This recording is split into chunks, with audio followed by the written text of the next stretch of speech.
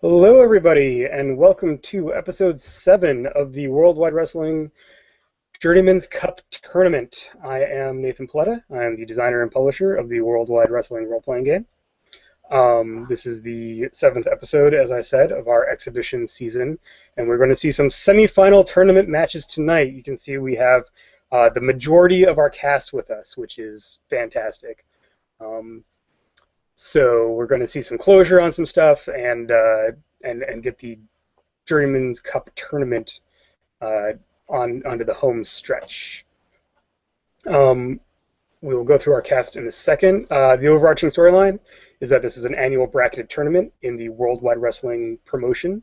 The winner gets the Journeyman's Cup, which is a big cup trophy that they carry around with them, and can use it to book a championship match whenever they want. They also can be challenged for the cup if they don't turn it in. So over the rest of the year, usually, is an ongoing storyline piece. You can check out the story so far in the previous 6 episodes, which are archived on my YouTube channel. And that's the basics. On the last episode, we saw the return of Professor Atomo's old nemesis, Sharkman, in his new incarnation as the Regional Athletic Division Champion, or RAD Champion, Dr. Moreau. So, Professor Atomo is facing some new challenges in the days ahead. Joey Crack, the Golden Boy, defeated both Escorpion and Professor Atomo in back-to-back matches, proving himself to backstage management that he has what it takes to continue carrying the company into the future. Escorpion's defeat, however, was due to some mysterious interference, probably by the Graveyard faction, which is represented here tonight by Scythe, returning to us yet again. And Professor Atomo and his nerds, due to the stipulation of the match that he lost with Joey Crack, have to wear official licensed crackhead shirts for a period of 30 days from the last episode. So they will be wearing those as stipulated in the episode tonight. You can imagine, use the theater of your imagination for how cool those shirts clearly are. The tournament standings, as I said, we're doing the semifinals. The only remaining characters are Sarah Aurora, a non-player wrestler, NPW, who is a high flyer and has defeated a bunch of people off camera to be in this slot. Scythe, representing the Graveyard, still in the tournament. Joey Crack, as we said. And Bolt Bradshaw, returning after a prolonged absence and after he was defeated by Professor Atomo, but then reinstated into Atomo's slot after a kind of a Vision Quest-induced match stipulation a couple episodes ago from Blind Man Simons, who is not appearing tonight. So, that's all the boring stuff.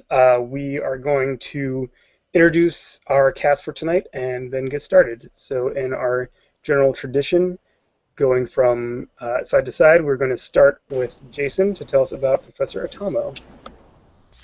I played Professor Atomo, the headmaster of heavyweights, the maestro of musculature, the Atomic Academic. He is the veteran playbook. He is a face. He's generally speaking a little bit of a blowhard, but he's been holding the face flag high and consequently getting hit a lot for the past couple sessions, and it's been good times. All right, Joey Crack. I play Joey Crack. I'm the future of this promotion. I'm going to be carrying it on my shoulders, and I'm the main event. I'm the star. I am the golden boy. It doesn't matter how I win, as long as I win. Great. And returning after a long absence from our very first episode, Brinberg. Brinberg is, he's a jobber, but he's one of those, if you can't be good, be really good at it kind of jobbers. He does a great job of making others shine and not such a great job of making himself stand out at all. But he got hurt a long time ago in a bout with the Reaper, and has since then been scraping together what money he could by being one of the skeletons, one of the Reaper's bones. Staying involved, staying involved. Speaking of Reaper, that brings us to Scythe. Hello, my name is Matt. I'm playing Scythe, who is the hardcore playbook. Scythe has just been sort of the driving force between for the Graveyard faction. Reaper's sort of the man in charge, and Scythe is his underling, always going around and stirring up trouble. I have a sneaking suspicion. I'm gonna get my butt kicked in this episode, you guys. I think that's gonna happen, but we'll see. We will see indeed. And speaking of butt kicking, that brings us to our technician, relatively new debut, Escorpion. I am Peter B, and I am playing Escorpion, the worst face ever. Basically, I'm not nice, but I'm good. I currently have made it out that my entire goal in the WWW is to take out those who impede upon justice and righteousness, and that currently means that, yeah, sorry, Graveyard, sorry. And with that, it brings us to our long-awaited return of Bolt Bradshaw.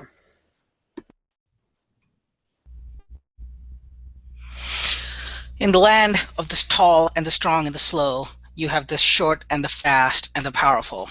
I'm playing Bolt Bradshaw. I might not have a lot of power, but where I lack in strength, I make up for it in quickness. I am the high flyer, a lot of running between the ropes, on top, diving out of the ring, putting my body on the line to entertain the crowd and further my career. Bolt Bradshaw was in the tournament. I think I won my first round match, but then I lost my spot to Professor Atomo.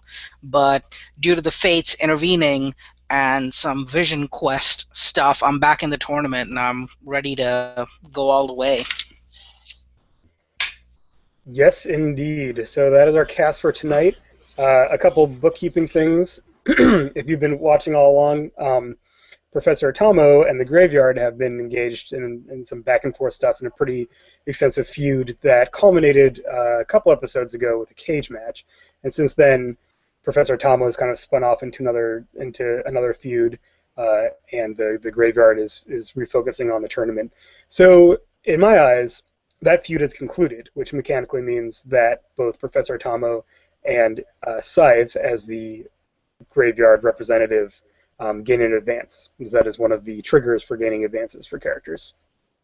So, I wanted to remind us all of that, and I believe that's the only real bookkeeping. So, Worldwide Wrestling is coming to you live tonight from the Williams Arena in Minneapolis, Minnesota. So, continuing the northern Midwest swing of the tour, and the big advertised stuff for tonight, that was on the local cable ads and flyers and coffee shop windows or whatever, is the semifinal matches. We are going to determine who's going to the finals for the Journeyman's Cup tournament tonight. So we cut in from commercial. The title graphics stuff happens. There's some more highlights of Escorpion as he's become more integrated into what's going on, and it finishes with highlights of Joey Crack with his dual victories in the last episode, and really putting a spotlight on him in the opening package. The on-screen announcers, welcome to our show. We have a fantastic evening of wrestling lined up for you tonight. As you know, we are going to be finding out the finalists for the Journeyman's Cup tonight. Out of our four fantastic competitors who have made it to these quarterfinal or semifinal rounds. But we're hearing that, and then they kind of look at, there's two in my head. There's two of them, and they kind of go back and forth with the announcement stuff. and kind of look at each other and start tapping their earpieces. And then the screen cuts to black. And then when it comes back, we're in a locker room, looking at Escorpion over his shoulder, like in the mirror. So like you're facing a mirror. There's a camera over your shoulder, so we're kind of viewing your reflection. And there's kind of a moment where you're, kind of just looking into the camera in that reflection. And then into the mirror behind you steps the scaly suited form, hooded form of Dr. Moreau. And he reaches out and he puts his hand on your shoulder and says, Escorpion, I know more than anyone how hard it is to achieve what you've achieved in such a short time here in Worldwide Wrestling. And I just want you to know that I think you have great potential. And you know that I, as Dr. Moreau, I'm in, because I have a special connection with every creature that flies, that swims, that crawls. I have a connection with you. Can you feel it? He's holding onto your shoulder and looking into your eyes in this mirror. Your response. Doctor, the only connection I need to feel is that with the right hand of justice. I appreciate your sentiments. However, Doctor, there is no need for you to compliment my potential. For the potential I have is that of every scorpion. I am a deadly predator. I will seek out. I will kill. I will conquer. We have not evolved for thousands of years, and that is because we are already perfect. Because yes, that's the killer instinct. That's what's lacking from Professor Atomo and all these weak, soft-willed, soft-skinned, meaningless peons. And that's why I want you in my menagerie. You don't have to answer me now. Doctor, before you ask me anymore, remember the story of the toad and the scorpion. Even during the worst of times, when those who seek out to help the scorpion are stung, they must remember, it is simply my nature.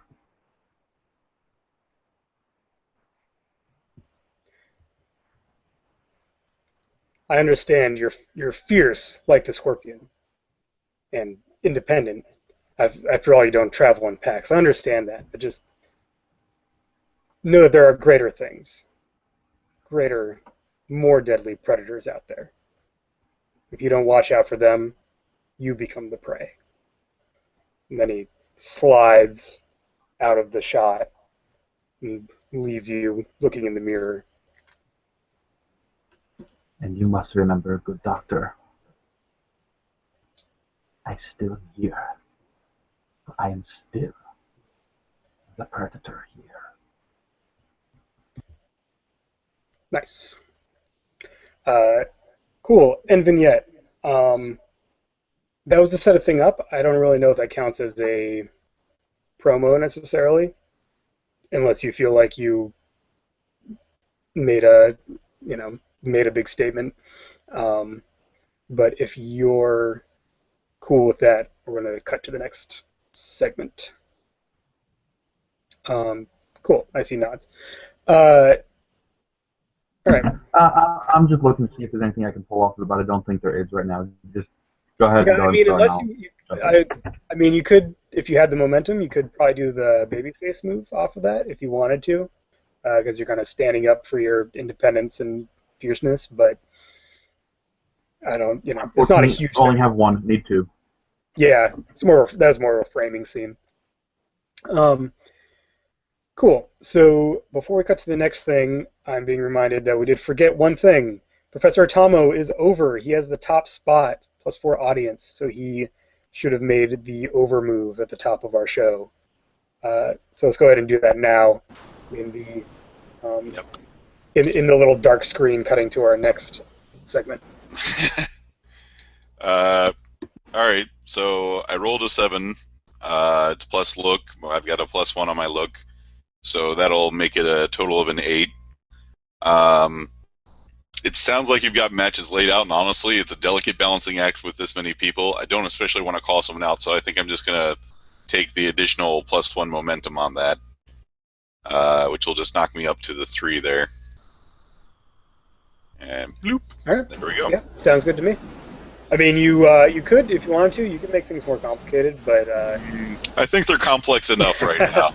I'm pretty good with it. I do want to note, though, Atomo that loves himself all the momentum. Just you know I how do. the game works. I do love the momentum. I went ahead and spent both of my advances because I had 2 of them, and Yeah. I bought a +1 power, and I bought the Technician's Excellence of Execution, which lets me roll plus work for a finisher. Oh. All right. and don't forget, Jason, you also do get +2 momentum just for being over. You know, we went over that last time, and I'm not sure that I do. Yeah, You know, if you- I might be reading from the old playbook. You're all right. Yeah. Yeah, common problem. It's actually on my sheet, too, and I Yeah. thought I had the newest sheet printed out, but no. Oh yeah, the sheet might. That might be my bad. I might need to update the gimmick sheets with that detail. Sorry. That's Yeah, it. 3 momentum is plenty to start with. I'm good. yeah. You should be starting with 3 because you have So- 2 for being over, and then you rolled Yeah. and gained 1 more from your 7 to 9. Yeah. Yeah. Yes, and then when you 3 and 4 audience both start at 2 momentum. yes, that is the current rule. It is. It's called out on the audience letter, and it's also in the move description. So maybe that's where the confusion's coming from. You don't get it twice, but you're good. So we'll move on. It's actually not listed on the audience ladder on Oh, it's not? the playbook, so. Well, that said, I'll look at it. I think it's one of those things that makes sense to me, but maybe the 2 pieces of information don't interact to other people the way that they do to me, which is a problem. We'll deal with that at another time. Great. So in our smash cut there, we're actually coming back to the live feed of the arena with Bolt Bradshaw's music playing as he is making a entrance onto the ramp with this kind of re-emergence to the audience, mic in hand. And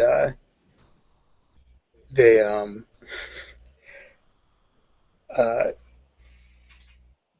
what was my thing? Yeah, so coming out, mic in hand, and the on-screen announcers, it's been a while since Bolt had his memorable wrestling science match with Professor Atomo, which, if we remember, was one that was scored on points for technical excellence and not a pinfall or submission match. But since then, he was reintegrated into the tournament, but we haven't heard from him since. So he's, finally we're going to hear what his mindset is coming back after being defeated and then coming back into the tournament. And that's when they're going to cut the feed to you with the mic. All right. So I'm standing on the ramp, and as of now, there's like smoke dissipating around me. All the dry ice smoke that comes on during my entrance is slowly dissipating. So I'm walking back and forth, like pacing on the ramp as I'm talking. So I'm sure you all have just one question in your mind, which is, where has Bolt Bradshaw been? Bolt Bradshaw has been off your screen for weeks now. He was off the tournament, and suddenly he's back. Well, first, before I answer that, let me tell you exactly what happened the last time before I went off. And I'm gonna point to the Titantron, and they're gonna show a video of the wrestling science match where basically Professor Atomo wiped the floor with me. So, show the video, cuts back to me. You saw what happened there. You saw Professor Atomo clearly demonstrate to the world that Bolt Bradshaw wasn't ready, that Bolt Bradshaw could not be your POW champion. I was not ready. And so once I lost that match, I left immediately, and I went back and I started training. And I trained, and I trained, and I trained, and I trained. Until just a few days ago, I got a call. I got a call from the boss, and he says, "You're back in." And I said, "What?" But I lost. And he said, "Well, due to the fates intervening and a vision quest, you're back in the championship." And I couldn't believe my ears. And I confirmed with him, and he told me they want me back. I'm back in the tournament. And now that I'm trained, I'm better than ever, and I'm ready to take it all the way and become your POW champion. Nice. Roll for your promo, my friend. Roll plus look. All right. My look is +1. My teeth are rotting. So wholesome. Oh, wrong dice. My bad. There we go. So 7. You guys can all see it, right? So 7 + 1 is 8. I'll gain a momentum. Yeah, for sure. Yeah, so the crowd pops, right? They've been looking forward to seeing you. You come out, you're spitting fire, and they love it. So you're getting they're cheering, and you're standing at the top of the ramp, soaking it in. And that is when Joey Crack's music hits. And cut in on your business.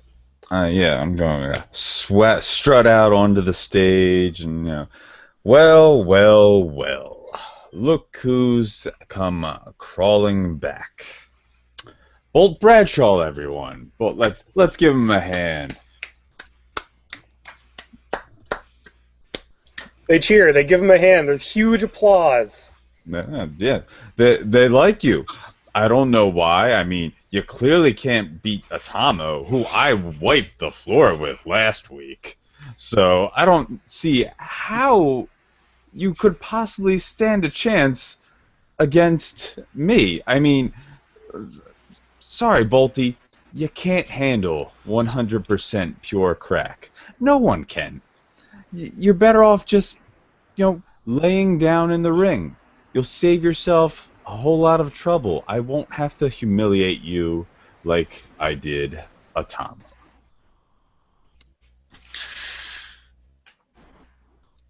Joey Crack, you think you're the best. You think you're the future. You know for a fact in that head of yours that there's no one as good as you. That's exactly what I thought a month ago when I challenged Professor Atomo. And he showed me then what I'm going to show you tonight.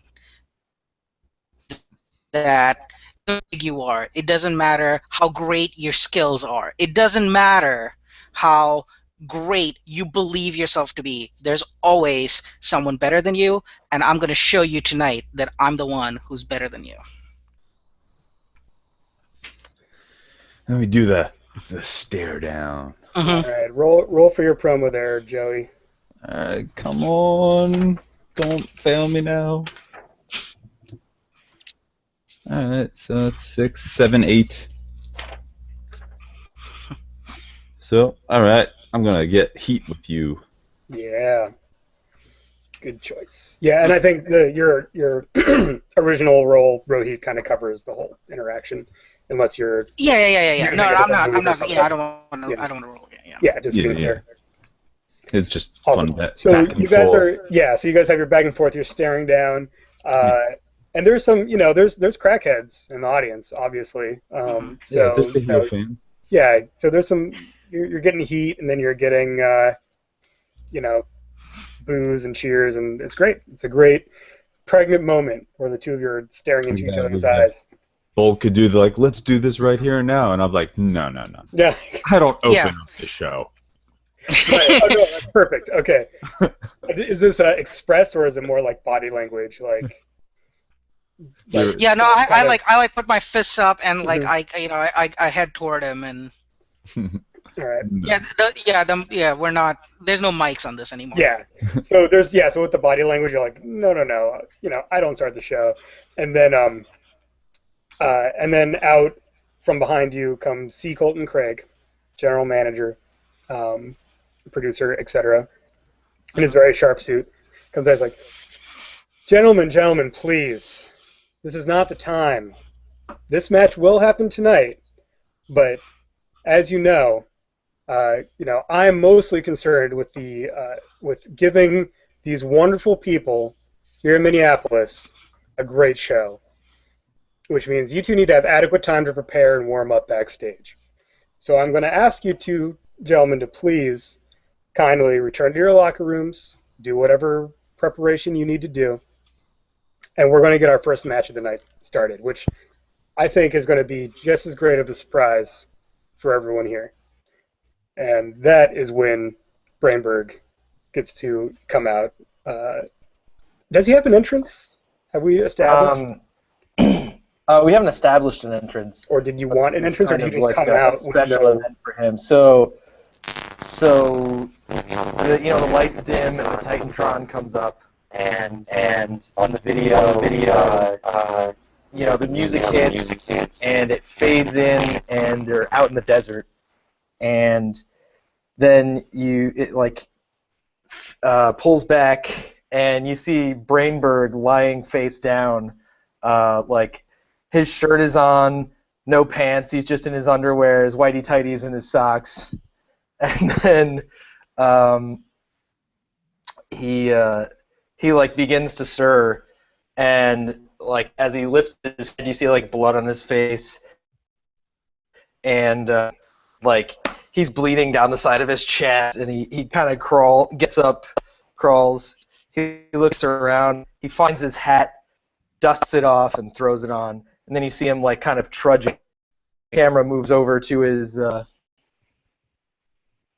the camera moves over to his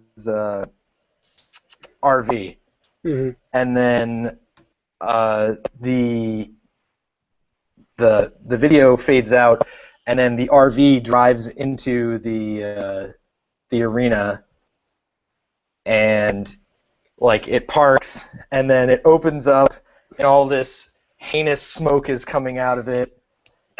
Like the blue smoke. Yeah, like the blue smoke. The hood and out of the And then he comes down, and he's actually wearing great clothes, and he's actually strapped, and he takes his guns off and throws them in the RV, and he comes up to the ring, and he's like. So I'm saying, that's all in that's all part of the pre-recorded Tron video, right? And then it cuts to you out to the physically, and you're in completely different clothes because they taped that. Oh, right. Yeah. But then you were rehabbed and work out, and they couldn't. They're like, well, you only get one. You only get one. So he's in completely different clothes. Yeah. But he's got his signature bald head and goatee, and he's just like. So I was. I don't know if you saw in the chat earlier, but I mentioned that his cover job, in the same way that Walter White's cover job was running the car wash, his is that he's a Joe's Crab Shack franchisee. All right, I did not. So the announcer asks him where Joey Crab Shack.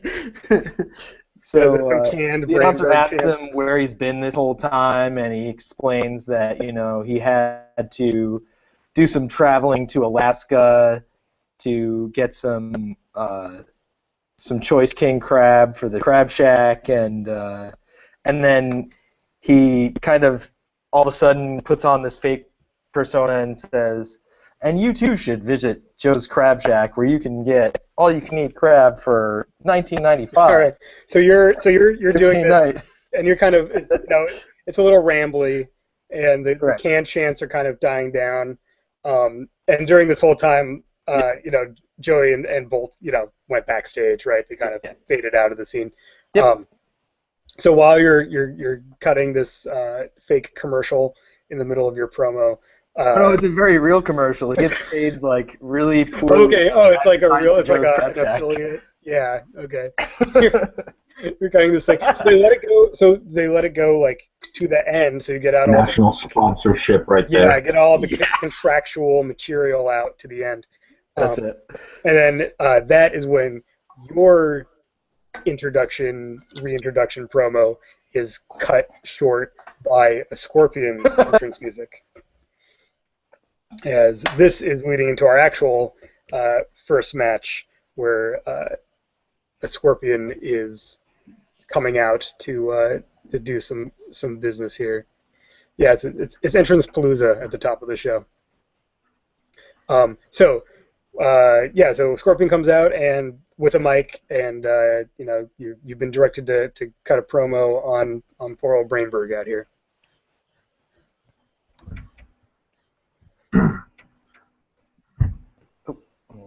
Look at you. Look at you, you poor bottom feeder. You are barely going to be worth my time today. I feel so sorry that they are offering you up as sacrifice to me tonight. I feel sorry for you. Now, though, is not the time for sorry.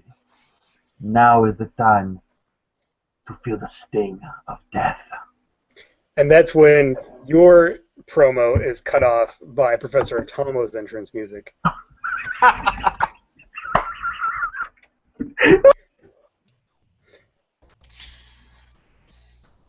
I booked to fight in this too? Then Yes, you are. This is the booking here is a three-way dance.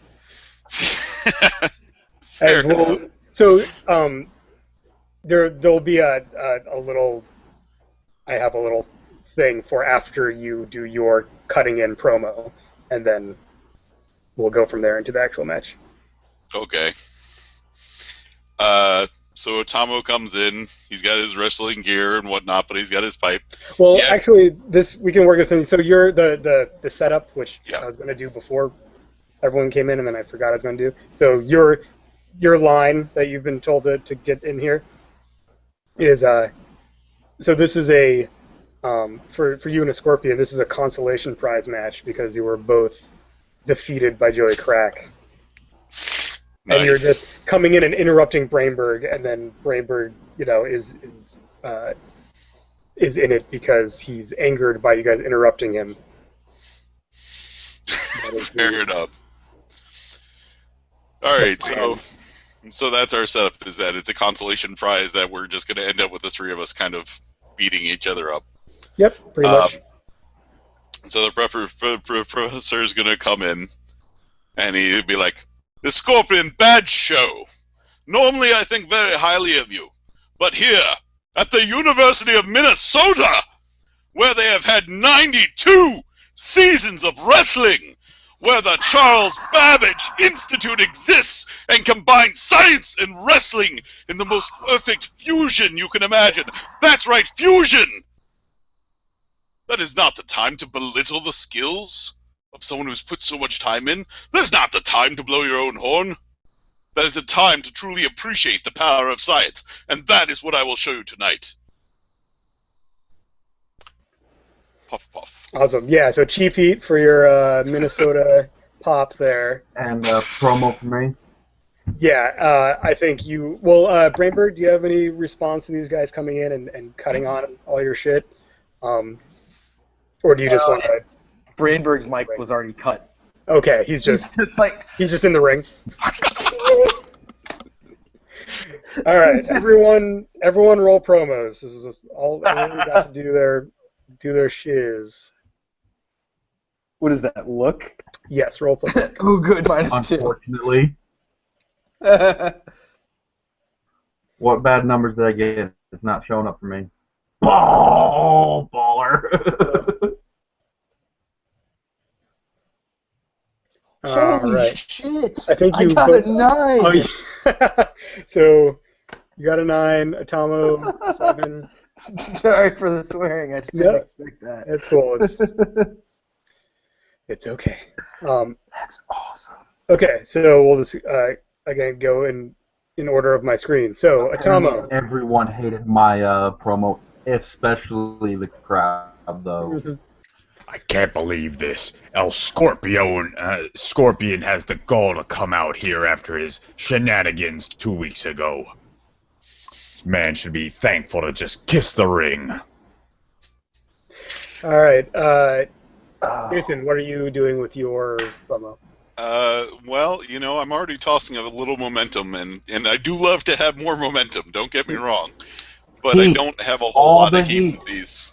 with these fine people. I think getting a heat with Scorpion would make sense. Yeah, because I kind of smacked him down a little bit. So I think that is a fair point. So I will do that. So what All does my right. boss do for me? Absolutely jack squat. And, All right, Brinberg, what are you doing with your? You got a 9? Is that- Yeah. I was as surprised as you. And you have a momentum. You could bring that to a 10 if you wanted to. Actually, you might as well. It's the same. Really? It's the same difference. You'd spend one Oh, to gain right, one. because I'd spend a momentum to gain a momentum. Yeah. It doesn't Yeah, matter. but then he also gets another. Yeah. Well, he gets to pick one either way. He ends up with one momentum and picking one up. I and the 9 lets would- either way. So. I will actually take another momentum because momentum is hard for me to come by. and rolling look. and we had a And clearly, what happened there was the people of the great state of Minnesota are super into Joe's Crab Shack because it provides great seafood at low prices. It's good for the whole family. yeah. You got that crab shack pop. And then Also my epic tables boss. come I in and made they them turn interrupt against me, all of apparently. the steaming delicious crab leg video. Hmm. Yeah, no, they're and also, you have such a ridiculous over-the-top return that people are kind of into it. So I think that works both ways. Peter over here, you botched. I have a -2 on my look, so I have epic botch. Wow! Yeah. Curse of the technicians doing Curse of the promos. Technician. You should really just go for the cheap heat and keep your mouth shut. They keep setting you up to fail. Is what they're doing. You do, and you've doing. So far, it's been about a 50-50 job. This is the first real bad roll I've had on it. That's true. I Okay. got the middle one on my first roll. I got the +10 on my second. Now I got the botch on the third. So All right. Sorry. Let me look at my. I'm spreading this horribleness out. Atomo and Scorpion should be ashamed of themselves interrupting Brinberg like this. This man is coming out here supporting local businesses. But as he opens his vest, showing off the Joe's Crab Shack shirt.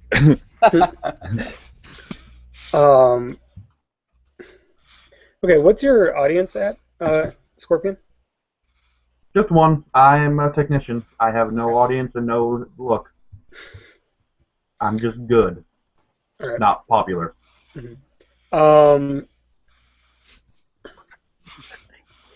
Okay, I'm gonna save that for the match then. So yeah, you just get basically any response you would have gotten is just completely subsumed by Professor Atomo, right? He just completely I think eclipses my you. response goes right to Brainberg because they're like, dude, Yeah, he's got crab legs. What the yeah, hell?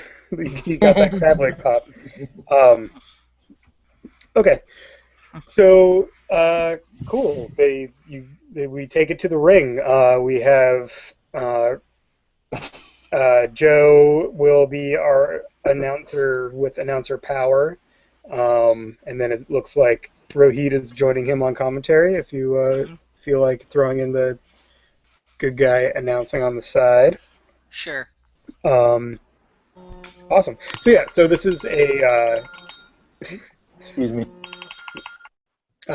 So this is a three-way It's just a triple threat, three-way dance, whatever. Anyone can win. There's no waiting for people to get in and out. You're all in the ring. Whoever gets a pinfall or submission first wins the match. Are the rules. So, just real quick before the match starts, as the bell rings before any actions take place, I'm going to say something like, all right, and here we go. Just to remind everybody, this is a triple threat match. First pinfall or submission wins, and it's not an elimination. Jesse, who do you think is a favorite after Professor Atomo talked about his background in wrestling science? I got to pick him. Well, the professor likes to talk a big game about his science, and, he was a master back in the day, but these past few weeks have not been good for him. He's probably still favoring his leg after what Joey Crack put him through. Brinberg, I've always been a Brinberg fan. I think this is his time to shine. All right. I am disappointed because Jesse has always shown a whole bunch of love for what Escorpion does, even if he is a bit of a butt. Unfortunately, you botched. You botched the roll. Yeah, unfortunately you botched, and Jesse is no longer a Scorpion fan. He's actually gotten the word from the back to not talk you up as much, because they feel like the ship is starting to sail on that push. All right, so hey guys, we got a lot of Brinberg shirts we really need to sell. So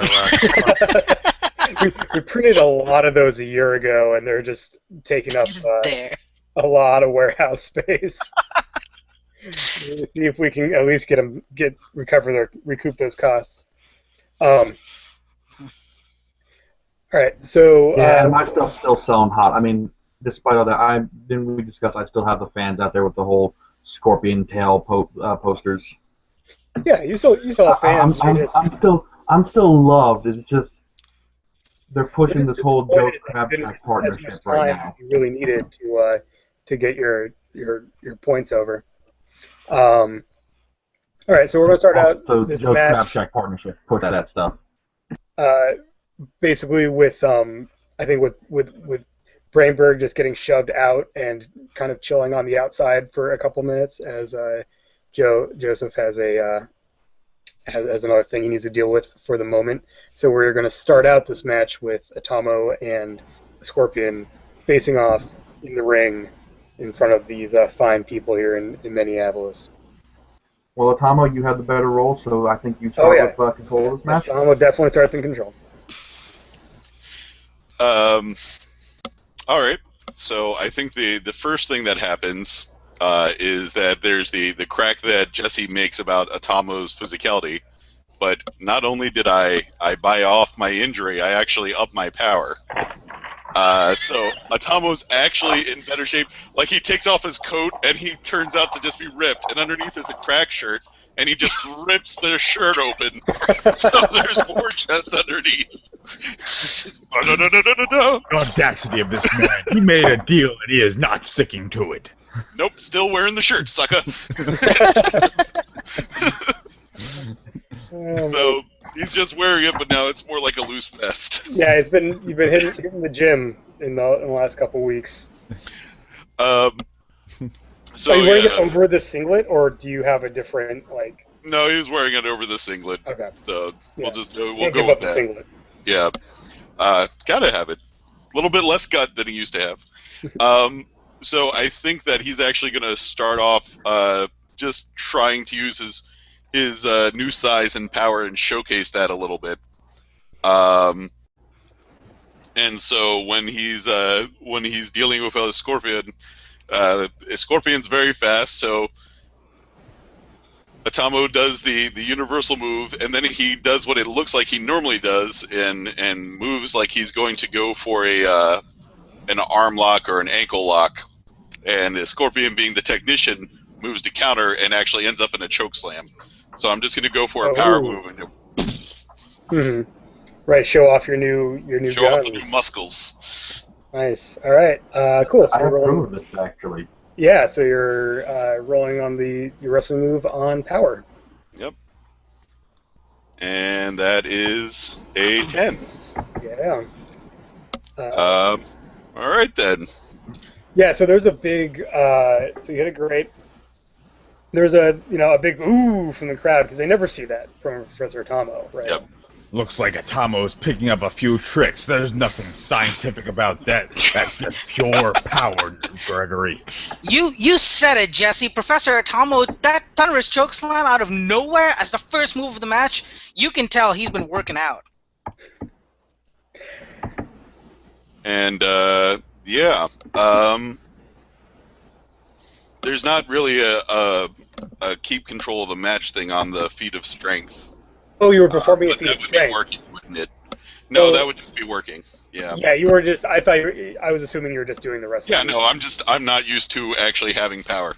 It's just a power wrestling move. You just Yeah. you're Yeah, no, but your plus I'm power. happy to roll on it because I like changing it Yeah. up. Oh, great. I was just double checking that actually.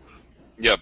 But it's more or less the same effect, which is I'm actually going to go ahead and kick up our heat another notch and bring it up to a 3. Is that both of us or just you? That's just me, I think. Yeah, and I'll keep my momentum where it is. Cool. And you still have control of the match. So.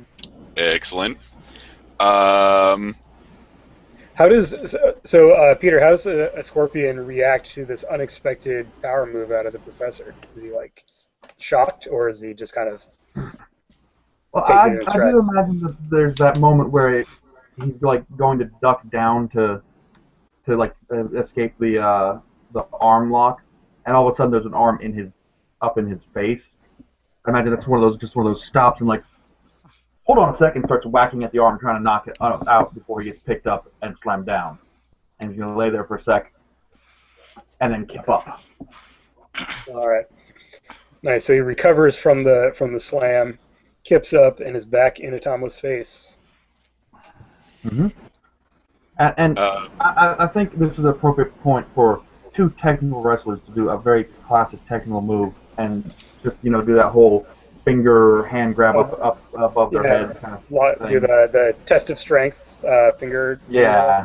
Well, it's up to Atomo. He is controlled. Do you want to go for that, or Sure. I think we just keep suggesting it to him. That's all that was. I'm free. I'm okay going into a lockup. I was gonna move you into some high flying stuff.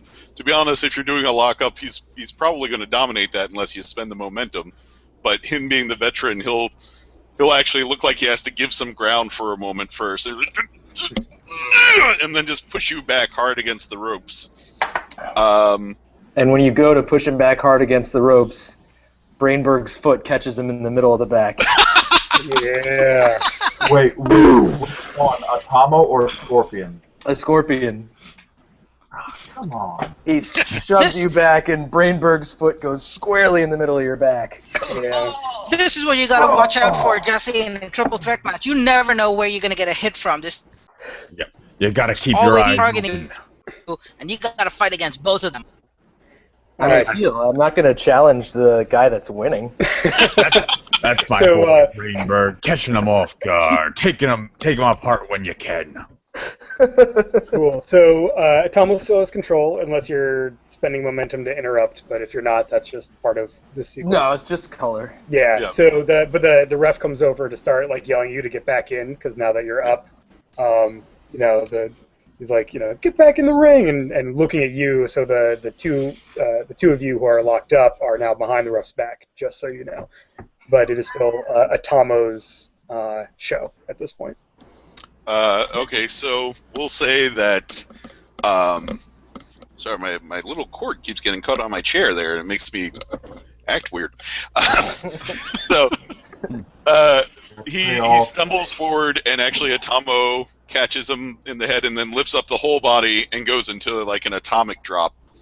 And presuming it goes off, he's going to cover him, but there's no ref, so it doesn't get the count. Perfect. But we'll go ahead. And this is another reason why Atomos have been having trouble. He just can't pay attention to the task at hand. He has no idea what's going on around him. You're totally right, Joey. But did you see the height he got on that atomic drop? I've never seen Atomo lift someone up for that long. Yeah, there's no denying the man's been working hard. He's been schooled there for this past month, and he's trying to up his game. Something he should have done long ago. Okay, so I'm going to attempt to take control. Let me finish my move first, because Oh, I I'm already sorry. I rolled for thought it. you were going for the cover. No, well, that was the joke, was that he was going to kick out of my cover because there's no ref. Yeah, you hold him down for the 3, and then and then like a 4, and then he kicks out, and then the ref turns around and yeah. Gotcha. All right, I was so just going to jump on top of you while you're covering. all right, so I rolled a 9, but I'm going to go ahead and spend 1 heat to bring it up to a 10. There's no reason to not to. Yeah. And One more heat with me. one more heat puts me at a 4 with you, yeah. I think I'm just going to go ahead and do that and put us at a 4. Yeah, you're the heat master. Awesome. So yeah, the crowd, there's like a like when he kicks out of the long count, and then Brinberg, you're gonna interrupt, get in there. Yeah, as he's So you have to trying to spend figure your out momentum. where the ref is and everything, Brinberg just kind of climbs the turnbuckle on the outside and just leaps on top of him and kind of, lands elbow down on the back of his neck. Mm-hmm. Oh, cheap shot from behind off the top. Yeah. Man, Brainberg with an elbow out of nowhere. Does this man have no sense of sportsmanship? It's not about sportsmanship. It's about winning. And then the crowd's just kind of like, ooh. Yeah, no, total booze. Brainberg. All right, you spend your 1 momentum to interrupt. You hit that move. Is that the big move, or is this leading into another sequence that you want to do?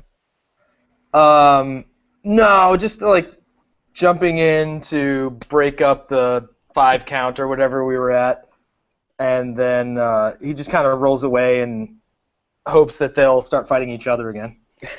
All right, so go ahead and. You got to control the mass, Brainberg, though. Well, that's what Brainberg does with his control. Right. He stays out of the fight and keeps himself fresh as long as possible. Nice. So You're giving up go ahead and control. roll for wrestling. I think, is this more of a signature dick move that you do? It's what kind of sounds like to me. I could go with that. Plus look, or is it more of a executing a nice, painful-looking elbow drop off the top rope, which is more of a work situation? I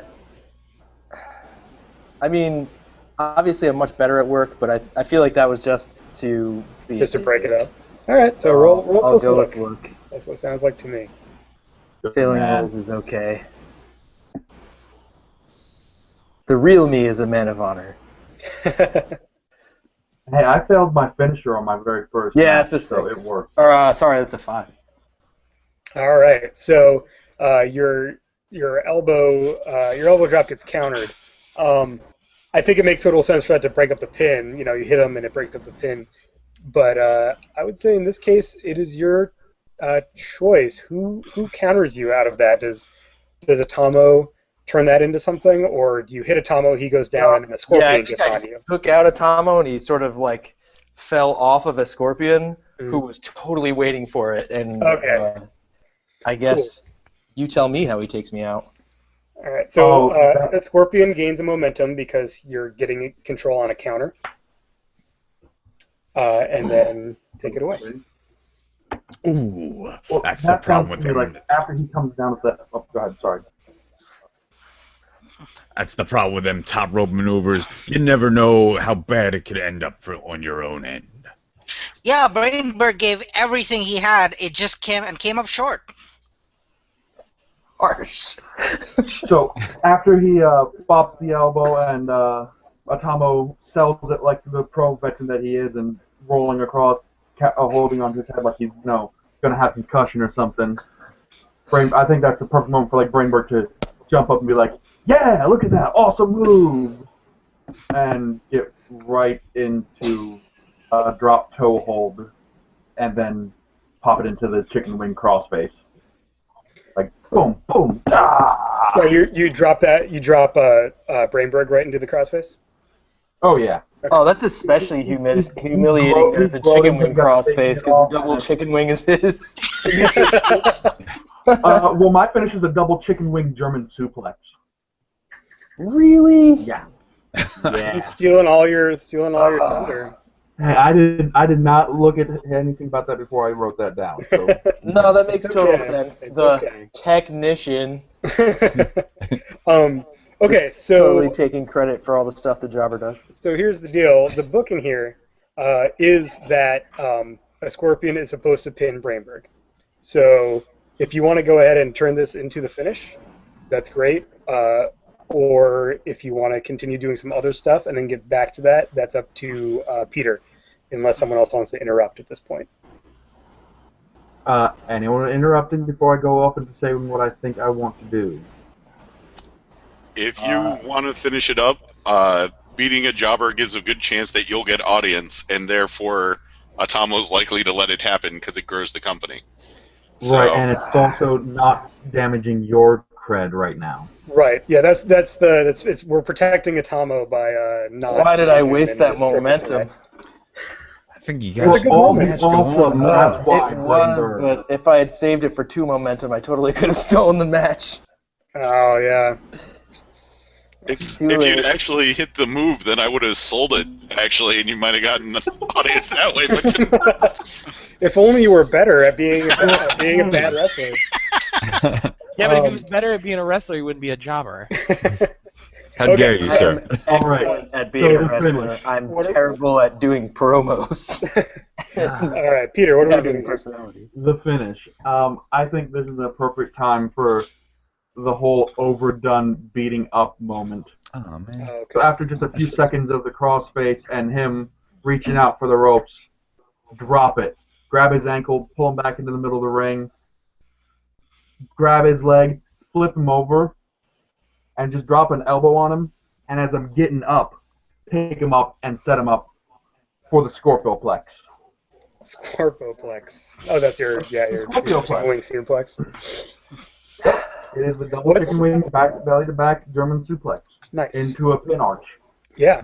So, what is Atomo doing during this? Is he like out selling the neck for this, and he's just not in it anymore, or is he like gonna try be too late to break up the pin? What's Atomo's? I think this is going to be a case where he sells it for a moment, probably longer than he should have had to, which kind of annoys him as a professional. but when he sees that the pin's happening, he recovers and tries to break it up, and it's like 1, 2, 3, and he gets there just afterwards, and it's like, Yeah. Yeah, you push off, you break the bridge, you push a Scorpion and break the bridge right after the last ref hand down. 1, 2, 3. Okay, so you push him off. Is there brawling, or is that just kind of recovery and getting out of the ring? Well, if it's okay with you, Jason, I'd like to actually get a mic after this and start doing some smack talking. All right. So here's what we're gonna do. First, we'll resolve the finishing stuff. So, Right. Peter, you get to roll for your finishing move because you're booked to win the Right. match. I have an Joseph. excellence in execution, so I add my work. Right. Joseph, you get to roll for your jobber move because he's pinning you to win the match. That I shall do. I had it all set up. Here we go. Oh, the audacity of this man. The chicken wing is Brinberg's move. How dare he? Oh, yeah. Yeah, So is that putting me Brinberg spent over or more putting than too long celebrating his Brinberg successful over? elbow. Oh my god. so it looks like unless I mean, they could put you over. I was told not to sell him up. That's true. Right. Player level Which is decision. why I'm but like, still. I'm screwed up. I'm hurting Brinberg. Yeah, because you bought you. So, what does the 7 on the jobber move do? I'm going to pick between momentum and a heat with him. I just need to look something up. He's gonna injure you. quick Take the heat. first. Oh yeah. This is Yeah, I'll totally take the a heat. moment. Yeah. Yeah, this is heat. Oh man, this was supposed to be your great moment. Should have let the match hey, continue. here we That's go, all here we go. right. How about we run it like this? How about Atomo actually jumps in too early and I land Brinberg on him? Nope, this one's on you, sucker.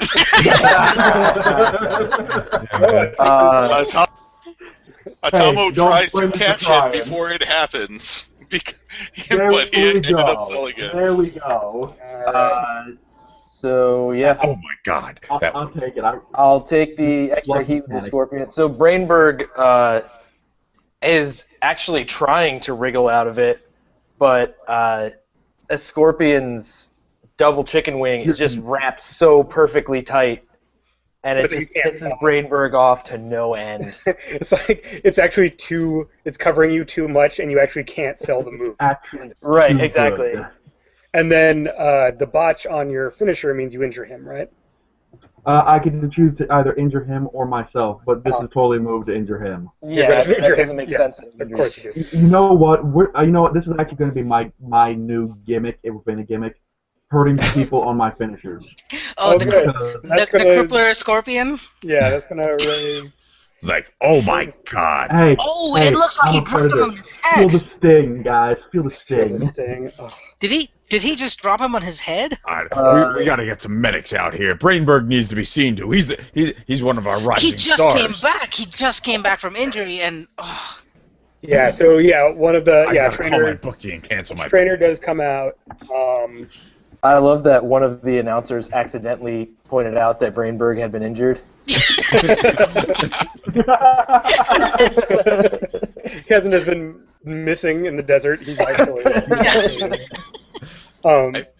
Okay, so a trainer comes out and is like checking on Brinberg. Oh wait. Oh yeah.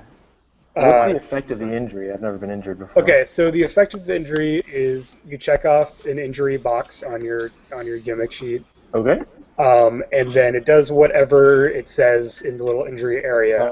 If you play up your injury during a match, your opponent gains a momentum. When you spend in advance, you can choose to erase the check. Right. But you can actually, I believe you can compete no matter how injured you are. No, if I have 4 checks, I'm fired. Oh, right. It's too much of a liability to keep in the ring. Yeah, everyone else just can't compete anymore, but if you get 2 injured, you just get fired.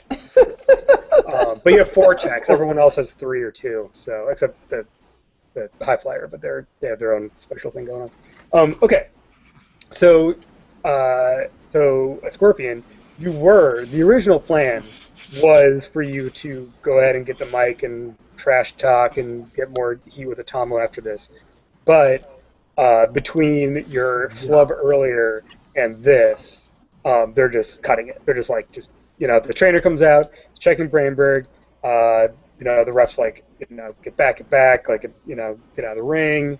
Atomo, you're hustling him out because unless you want to, work against the good thing to do here, but that would be your role at this point.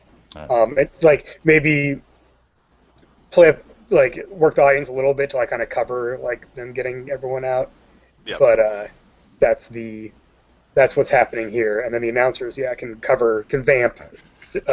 we'll just cut to replay. We'll replay the 3 moves that happen over and over again and talk about it. Talking about how ripped Atomo looks. I didn't much like the man before, but I always respected his We'll skill. open this match Now I with can't even hellacious say that. choke slam. Yeah, that chokes him. This Totally shows the choke replay, slam, choke slam, the flying elbow, and then the suplex. Yeah. Why longer matches, people. Well, we have a lot to get through. So. I know. If there was never Yeah. more proof that you were And not you saw meant to be Brinberg my at the heir, beginning playing it smart, staying out of the ring. Okay, cool. So that all that vamping happens, covering the injury. They get you to the back.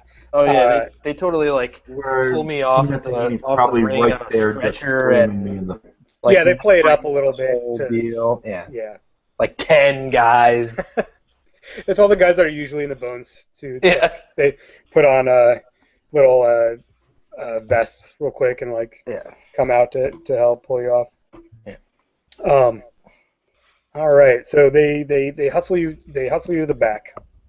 And Where's Tina so I can get my chewing out done with? oh, don't just you wait. Just you wait.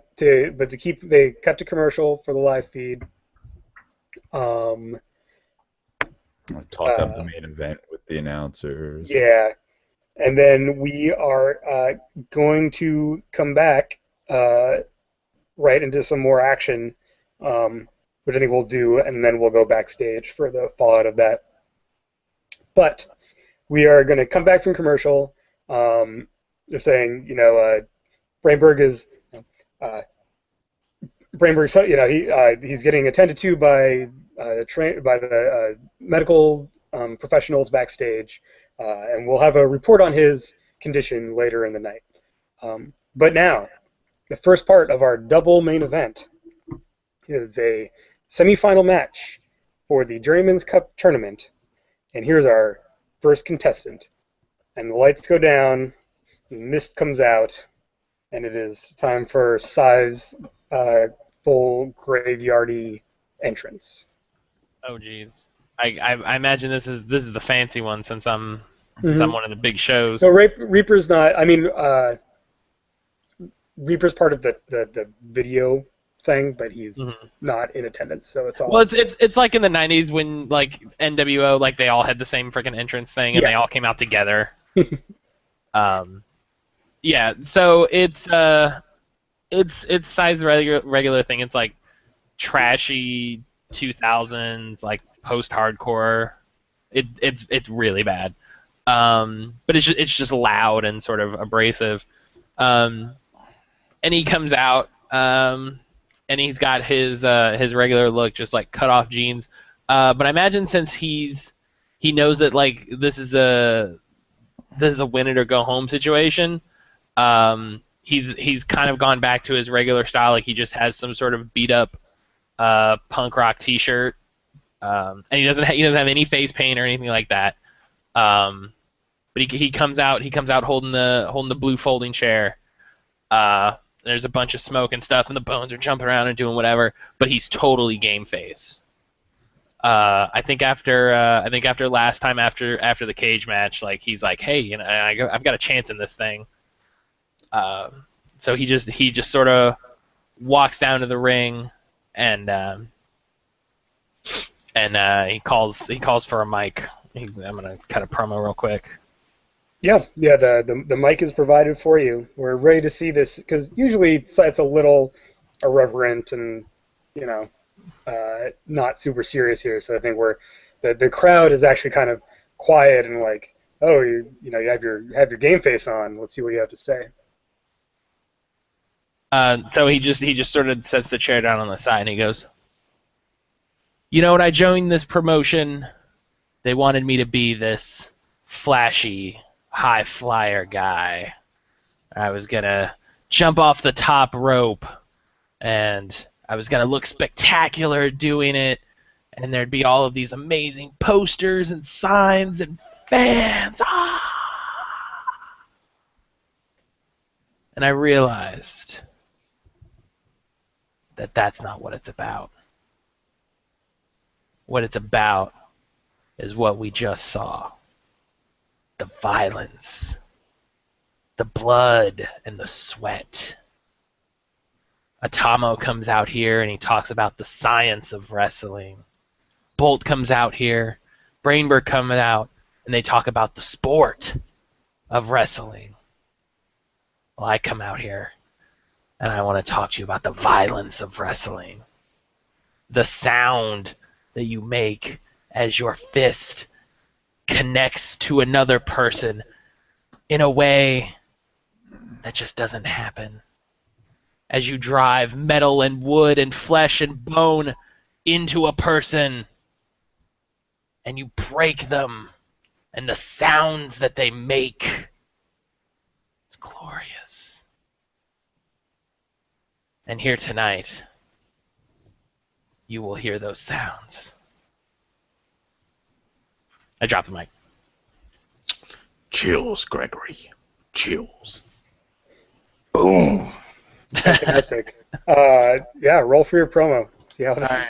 how we backing that up. 6. Oh god, I didn't clear. I don't know what I rolled. All right. Oh, I only rolled a 6. That's not good. So, Momentum. is Jesse the announcer for this match too? How much do I need for this? Well, I mean, I'll announce, but I don't need the power. We can, yeah, I was going to move I was going to move the power over to. I was going to ask if anyone wanted it in particular, but I would love to. then it's yours, all yours. I'm totally up for it now that I'm back. Horton Right. Carnation. So, Nathan, is this against the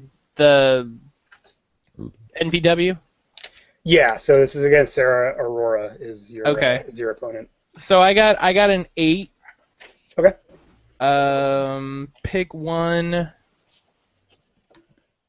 I feel like I've got good chances to win this one. I don't think I need to do that. But I'm gonna make this a hardcore match. All right. Well, you can do that for free because you're hardcore. Oh, that's true. I can do that. So you could add another stipulation, where you can just gain the momentum or gain the heat with Sarah. Strap match. You know what? I'll get. Make it so she can't get in the air.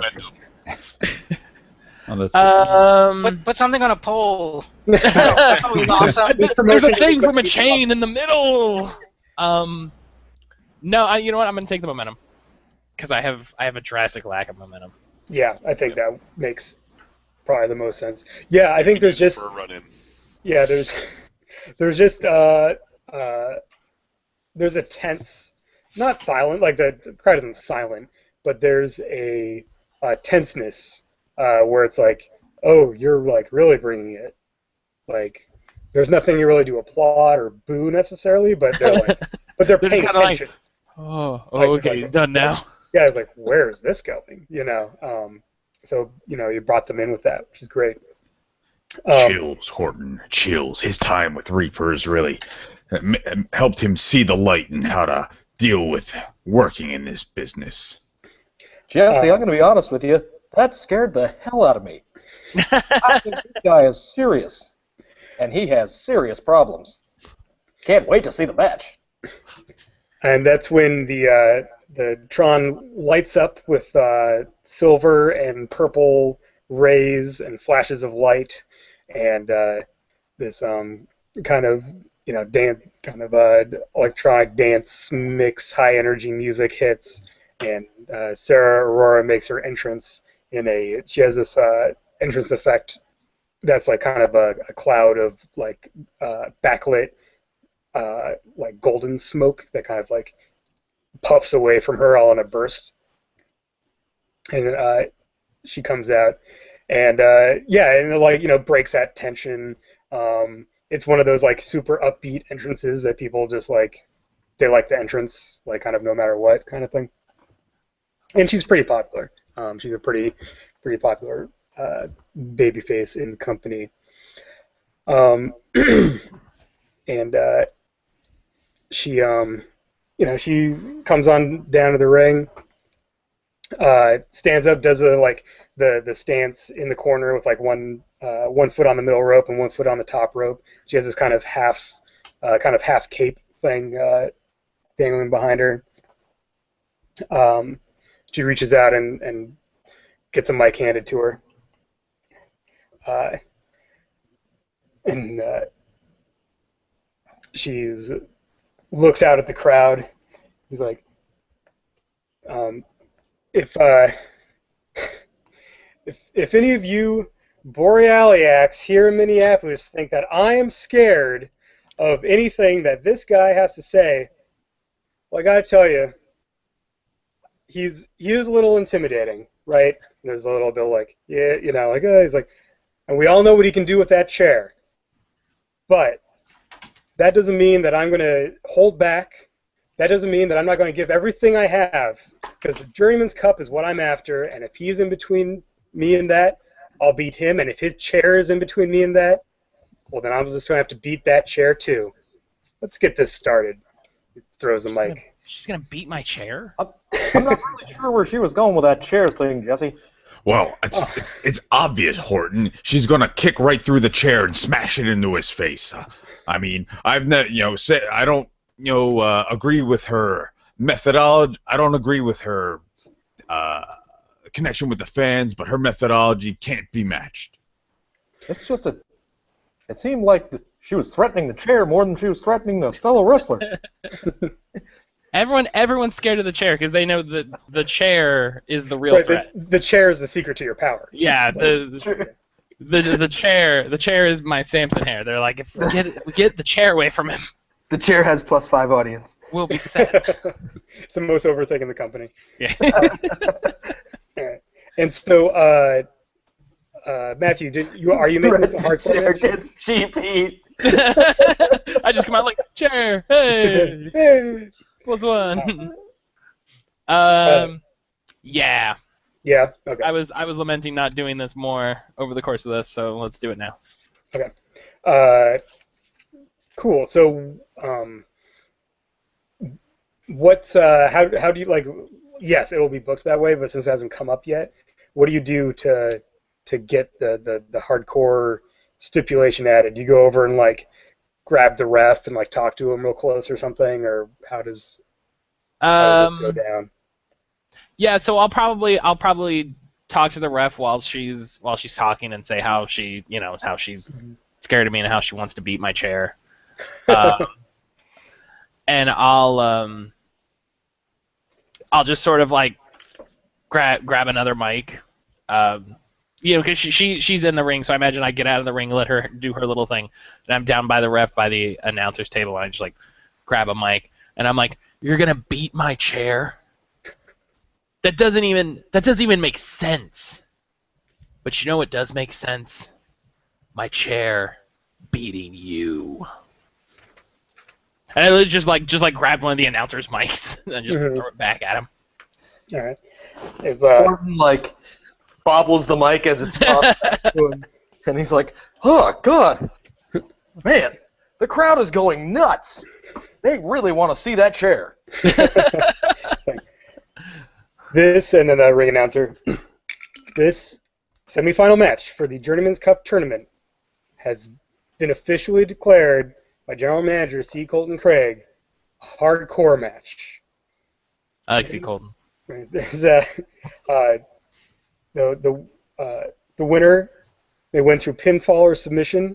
There is no disqualification for the use of foreign objects, going outside the ring, or otherwise breaking the rules of a traditional match. Now we're going to get this underway. And they ring the bell, and we will start with, we'll start with Sarah, because she has she has a little bit of fire coming into this and threatening your chair. And so I'm thinking you're doing some kind of, you're like raising your chair or like doing, some kind of play to the audience upon the announcement of the hardcore match, which is obviously your thing. Cheap heat. I think you've probably earned your cheap heat at this point with your with the fact that your chair is more popular than you are. I just wave it around. I'm just like, yeah. And yeah, you turn around. You're holding it, and you like turn around and bring it in front of you. Luckily, because she is launching into a missile drop kick up that top corner, and just plows both feet into the chair. Before she starts doing that, like, you can see like little foam prop chairs in the audience, and people are waving. Yes! They had to wait. They have the little Bones logo printed on them, right? Because they're like the post Scythe transition.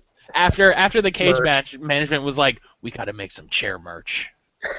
Yes. But yeah, she drop kicks your chair into your face. You go flying into the opposite corner. Holy hell! Jesse, I think I see where she was going with that chair thing now.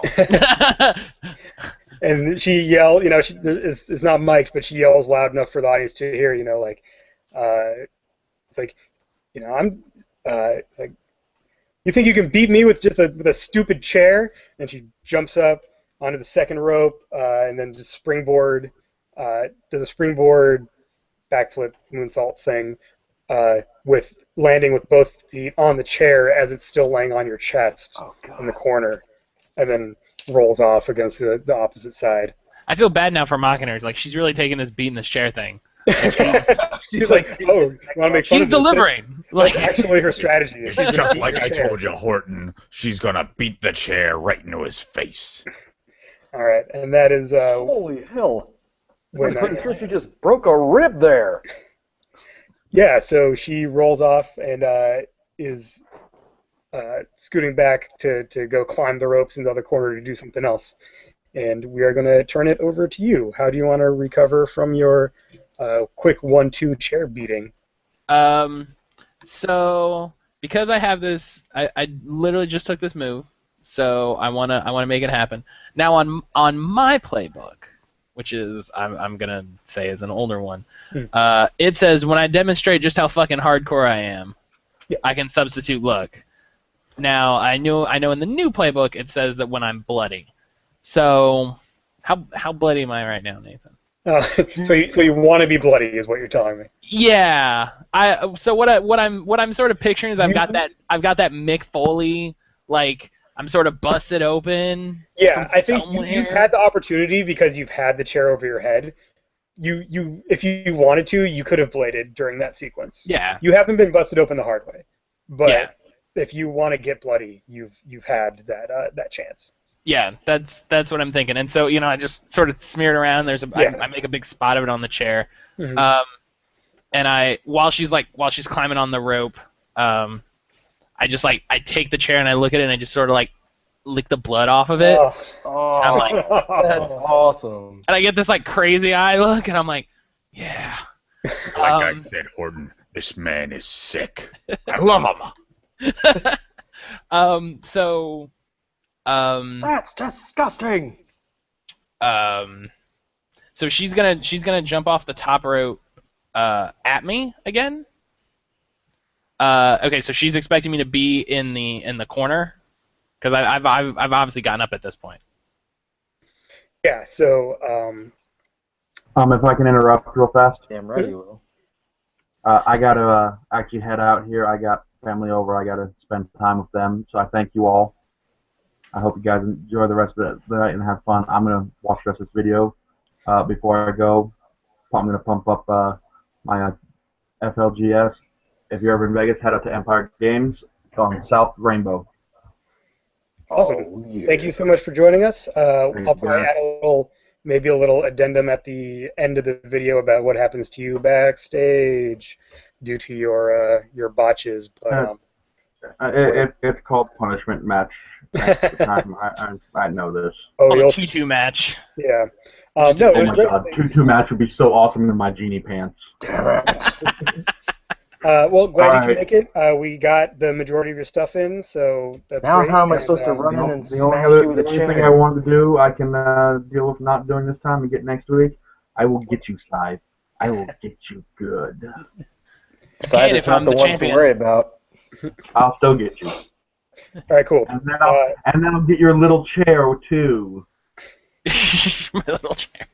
Nobody messes with the chair. All right. Alright guys, bye. Chair's the most popular guy in this promotion. The chair does not discriminate. We roll for the chairs over move at the top. Of the show. Okay, so sorry. Recap your move there. You lick the blood off of the chair. Yeah, I want to sell that I'm still in the corner until the last possible second. And I might take a hit for this for real. But when she hits the chair, I kind of want to twist it and throw her off balance.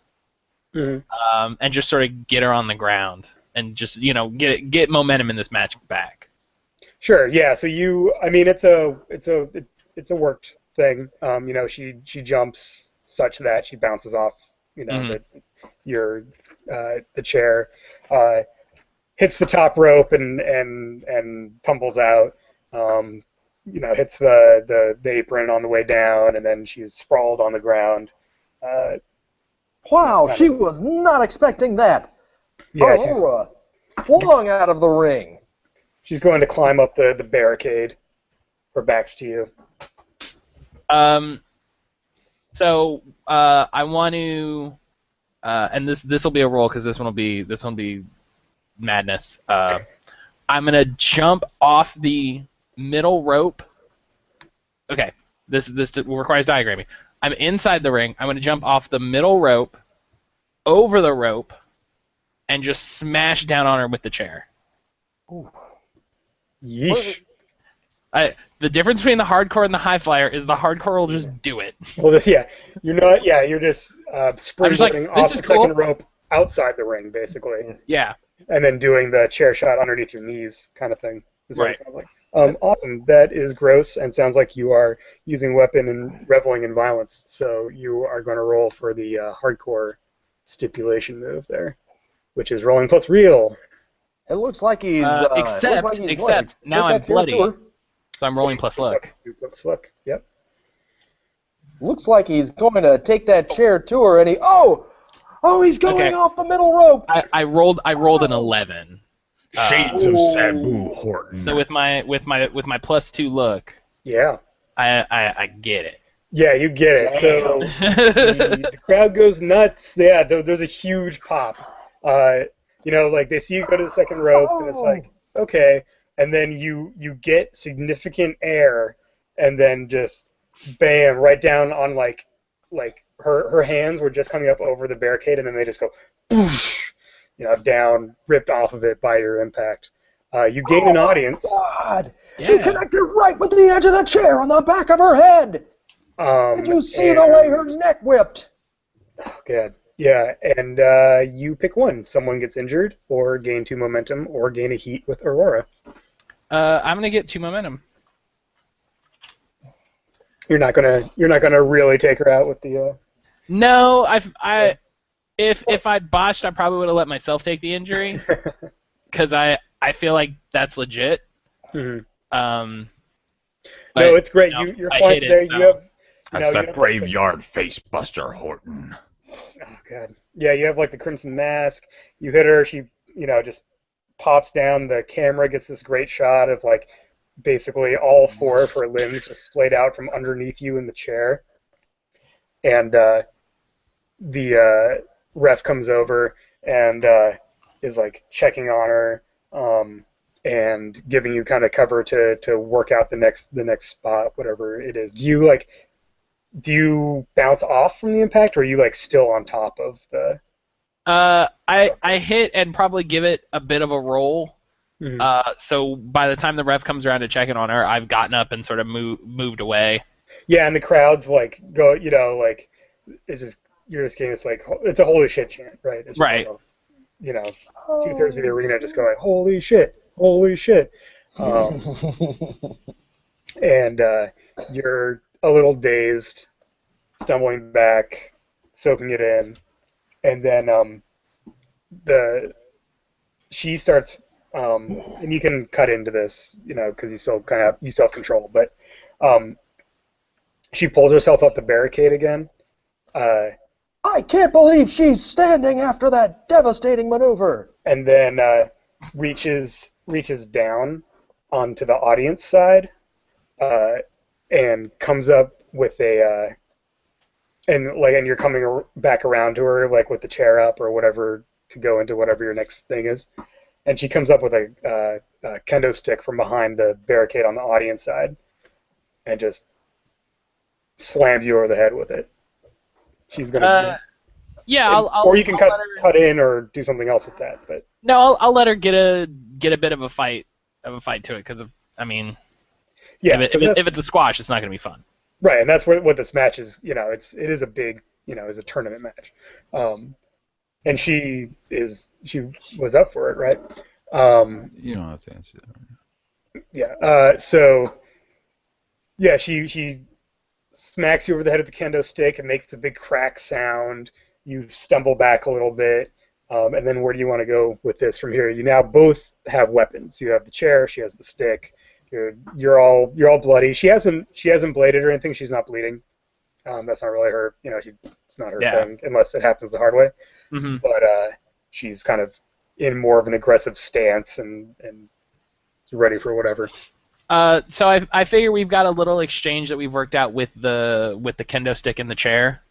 So like she gets the one good crack on me, and she goes I imagine it it's good enough. There's a break, and I just sort of start like blocking with the chair. We just have a little routine, and we work it back towards the corner, and she goes for this big like two-handed side swipe. And I just like duck out of the way, and it hits the ring post and just snaps in half. Like it's meant to be more impressive than any sort of damaging thing. And she's sort of like stunned for a second, and we take this chance to take it back into the ring. All right, you like pull her back into the ring, like you kind of both roll back in. Mm-hmm. All right. Classic duel from the days of the Renaissance period. Oh my God, he's just disarmed her. So you roll back in. Himself too. Looks like he broke that kendo stick right in half. Yeah, but there's a lot of splinters there. She could do a lot of damage if she keeps a hold of it. In order to get in, to like get you both in, you had to like throw the chair in, like slide it in under the bottom rope first, and you kind of both roll in together, and then you end up with both of you holding on to a separate leg of the chair on your knees in the center of the ring. Okay. So we'll do a little trade back and forth where she's trying to like pin my shoulders back, and I'm just sort of driving it into her gut. Mm-hmm. See, if it was anyone else, I'd say like, well, I just overpower and take it away. But I figure like we're about on par because I don't think Scythe is in a really high weight class. He's not a huge guy. Yeah, he's not a high flyer. Like he's not svelte. He's just not bulky. So I figure she actually gets me sort of pushed back up on the ropes where she's sort of pinning my arms back. Mm-hmm. But I pull this move off where I hook my legs or my feet under her thighs, and so I'm pinned in the rope. I just sort of roll back, and the momentum of the rope pulls me up, and I just fling her over the top rope. Oh wow. Okay. So you could kind of like do the kind of a skin the cat. Yeah, and you roll backwards. You go over the top. Is your do you want to dump her and then go into something, or is this like a big moment to like regain your control of the match and go into? Yeah, I figure this one she flies sort of up the ramp. Okay. So she gets some distance. Okay. I think this is the wrestling move to me to make this all work out. And it sounds like this probably either work, because you need to make it actually work with the ropes, or with heat, because you need to work with her to make this come off all right. Okay, and since I'm, do I still roll look or no? Oh yeah, because that just kind of applies. Oh, because you're bloody, Okay. yeah. Yeah, because I wanted to make sure that that's still fine. Yeah, so basically you're just rolling look for everything. Yeah. But unless your heat with her is higher than your look, in which case you might want to do that, but I don't think it is. So I rolled an 8. I have a 2 look, and that's a 10. All right, you still have control, and you can gain a heat with her, or I two. had no opportunity to put you over. You're doing too well in your hardcore match as the So she gets tossed out. I get sort of hung up in the ropes. So while she's making her way back to the ring, I'm gonna untangle myself, and I'm gonna pull a table out. And I'm not gonna set it up all the way. I'm just gonna prop it on the apron, so at an angle. Yeah. Nice. And I'm gonna wait for her to come back at me. And I'm gonna goad her a little bit into coming at me. And when she does, I've got the chair like this. I'm like, she's gonna be defensive because she thinks I'm gonna hit her with the chair. I'm gonna drop the chair. I'm gonna grab her, and I'm just gonna throw her into the table. Yeah. Just like Toro. Classic. Yeah. All right. Roll your look, because it is still. The chair's off to the side. No, this is for the hardcore move, because you're going What's into he doing? the weapon and reveling in violence again. Ooh, no! I rolled 2 1s. Oh, good. Looks like he's gonna fling her into that table and. Oh, what's Or Aurora maybe doing? not. But someone put him over for the. This has been a great hardcore match. I want to see. I Put him over. Like when he rolls a 2.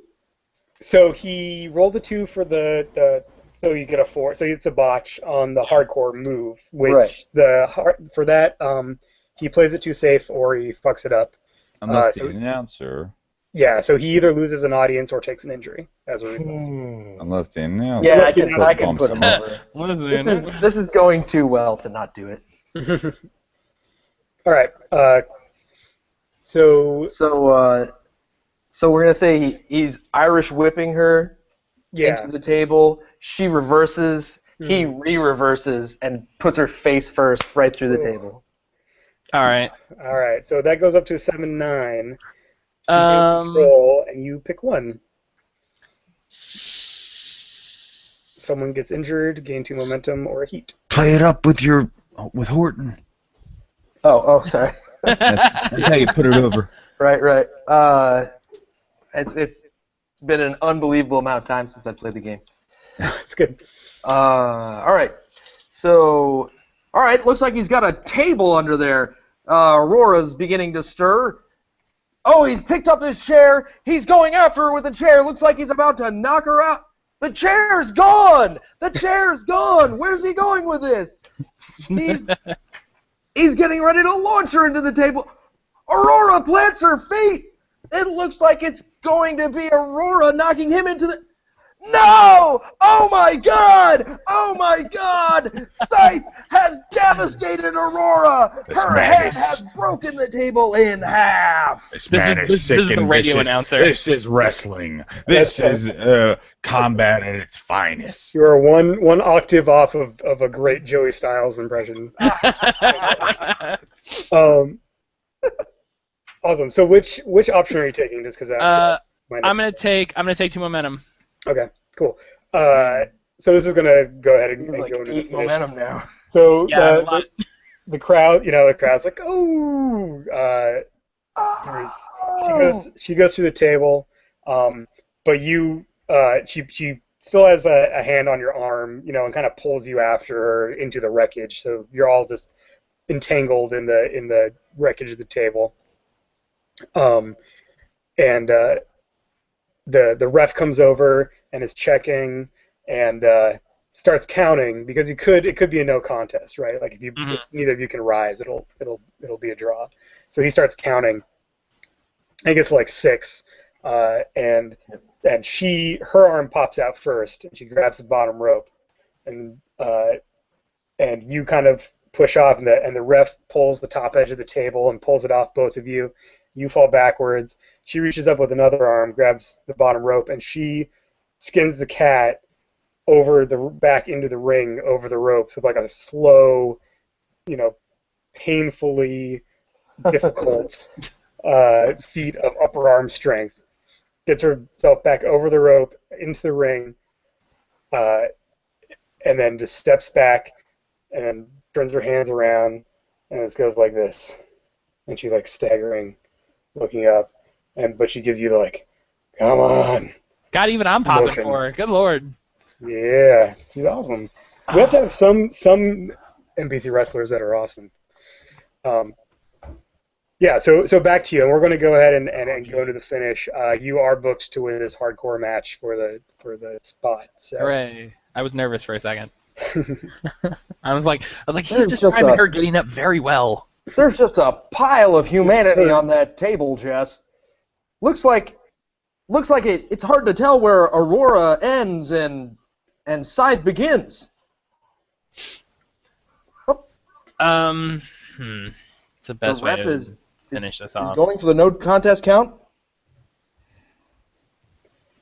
Yeah, there's a she gets the slow clap like from the audience, like cheering her on basically as she gets up and over the rope, and then there's a pop when she gets back up on her feet. Okay. So I'm sort of down on the ground and she can't really see me for a second. Mhm. And I start to pull a ladder out from under the. Just escalating the. Yeah, I'm just like, all right, we did this. She pulled out a kendo stick. I'm just checking off the list. Like it's a hardcore match. Like we've got one of these and one of these and one of these. And you know they always come out top first, so I have to lean it up. Mhm. And she's kind of expecting me to prop it open. So I imagine she sort of like takes a beat and just waits because she's expecting to wait for something. I instead throw it onto the rope, run up it, and just do do a spear off the ladder. Oh shit. And I just spear straight into the mat. That's awesome. Roll your finisher. I think that's it. I don't think there's, it's one Oh, thing too many. That's the sound that move makes. Oh. Yeah. Ooh, I rolled an 8. Yes. Because if you botch that would be sad. actually. Hooray! I'm gonna win a match. it's too bad So I've I got an already put you 8 over. plus 2 with my look. Makes it a 10. I think for your finisher, that Oh, doesn't. is it plus heat? Well, your finisher is not plus. Oh eight. no, it's just flat. Oh Yeah, it's shit. just flat. Plus nothing. Yeah, no. Yeah, so the substitution moves don't apply to your Can I- finisher can I- unless you have a roll plus something. Can I buy out the 10 with momentum? Yeah, you can buy up to 10 with momentum Okay, cool. Yeah. I would like to do that. since you have it. Since you have like a Sure. jillion of it. Yeah, I'm Yeah. sitting on a bunch. Oh yeah, for sure, do it. I got momentum like Atomo's got audience. Okay, so I'm gonna buy out the 10. Yeah. So Um, yeah, you scamper up the ladder, and it leans with your body weight, right? So that it just becomes a platform, and then you launch your spear. The way I picture it is I spear her and she just gets laid flat. Mm-hmm. I keep moving and just sort of roll under the rope and out, and just for a second nothing happens. Yeah, there's kind of like a moment of ooh, because she just goes dead, she just Mhm. just sandbags when you hit her, and is just lying there completely motionless to sell it. Mhm. And there's a moment of people being like, oh shit, is she okay, kind of thing. Mhm. And then Yeah, and then I just sort of grab off the ropes and just sort of it's so pained. uh-huh. But I'm standing, Yeah. and it's more than I can say for her.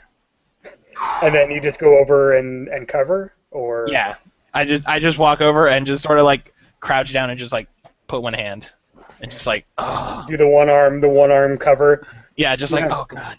and the rep comes over and 1, 2, 3, ring the bell, crowd erupts. It's awesome. And she and once the bell goes, she kind of rolls over, and it's okay, you did not paralyze her for life. She's Okay, cool. Woo. Awesome. What is what's your so your 10 on your finishers, you gain an audience, right? Yeah. Uh, So I have Awesome. 3 audience. yeah, and so the creepy Look out. Yeah, your creepy music starts, and the fog comes out from underneath the ring. And Well, the It looks announcers- like they both made good on their word. Aurora beat the shit out of that chair, and that chair beat the crap out of her. She's a tough gal. She'll pull through this yet, but I'm not sure how this tournament's gonna go. Scythe is a Frankly- vicious, dangerous man. Frankly, I'm just happy she's alive. Yeah, And she then- gets she emerges, the ref helps her out of the cloud of smoke, and she gets the clapping up the ramp, and at the top of the ramp she turns around and she raises her fist in a one last I made it even though I didn't win kind of thing, and gets her her little pop. Yeah, she gets her face pop. Yeah, she gets her face Meanwhile, pop. Mahila stalk off. I'm like, yeah, I crushed her. Yeah. What? Well, I'm thinking that like the smoke fills the ring and all the bones like enter, and so you just see a bunch of figures in the ring, and it goes to commercial, so that on the live feed you're just gone when. I gotcha. Awesome. Well, that was fun. And vicious. I feel like that paid off now. Like I didn't do any hardcore. Yeah. I brought it. No, that was great. I'm glad you decided to take your character serious for it, because it was a really nice counterpoint. Okay, so show goes commercial. We're going to take a 3 to 5 minute water and bio break, and then we'll come back to our second half of our main event. Cool with you guys? Mm-hmm. Sounds good. All right.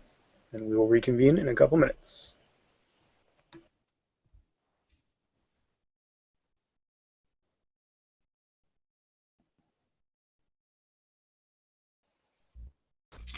Announcing it seems like so much harder than actually just playing the game to me. Oh. Announcing is difficult. I love announcing. Well, you look like you have so much fun with it. Like, you just jump in every once in a while and you're like, oh, man. Yeah. And you just have these great little one-liners. Yeah. Really Yeah. pithy. Yep. I really need to get off my ass and work on like an announcer type playbook, on-air personality playbook. That would be pretty great. I was playing Worldwide Wrestling with people who they don't follow wrestling as much. Yeah. Man, the first session was like I printed out the like pages on all the wrestling moves, the drawings of like the muscle buster and the spine buster. Yeah. I swear one guy was like, all right, what do you do next? Well, I pick him up and then I do that move. Then I pick him up and I do that. I was like, okay. I see we're just going down the list here. Yeah, why not? Yeah, well, yeah. before we played the first session, though, I was just like, hey, you know what, let's all get on the same page. We just watched NXT Rival, and I was like, this is session 1, just so that we all know what we're talking about. Yeah. I think Bolt Bradshaw is gonna win tonight. I don't know. I don't know. It just seems like the better storyline, having the face versus heel. Who's the heel? Either way. Well, Joey Crack's the the heel. Oh, I see. Is Joey Crack a heel or a face? I'm a heel. All right. Well, Did you see how I treated Bolt? Yeah, but I mean, The Rock was a heel for a while, but he still was loved. Yeah. Well, you can be a heel and be loved. I guess. I'm over, you know. Just look at The Miz. Yeah. By the way, The Miz is a good heel. He's so good. He's an excellent heel. He's like... And I really hate to have to admit that he's really good at what he does. Oh, yeah. Like I was so against him for when he started off, but man... He was the real world guy that just, had a wrestling belt and thought wrestling was cool. Yep. And now he's legitimately a superstar. Yeah, he's a fan that got his dream. Mm-hmm. Yeah, he got and he's great at everyone's it. dream, and then I became a hater. Also, I admit it. It's just like when he shouts into the mic during Sandow's matches. It's like, oh, you dick. Also, Jon Stewart on this past Raw was awesome. Yeah. As a babyface celebrity guest, he was really good. Because he actually knew stuff and was a fan, as opposed to just all right, we got 2 people who do stuff. Yep.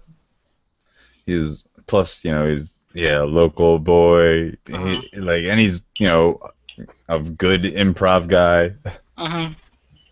Yeah, he's hilarious. All right, I'll be right back.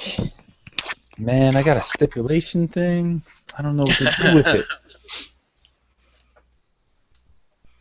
Let's put something on a poll. Just put something on a poll. The best stipulation is something on a poll. Just to spite Nathan, I can make a tuxedo match.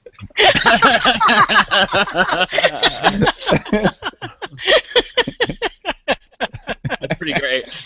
But no. I like where he said you're just putting something on a poll. Just put it on a poll. Just put it on a poll. Just come on. Make a dance off. Why is it hard? This is a random thing on a pole match. What are we gonna put on a pole? I don't know.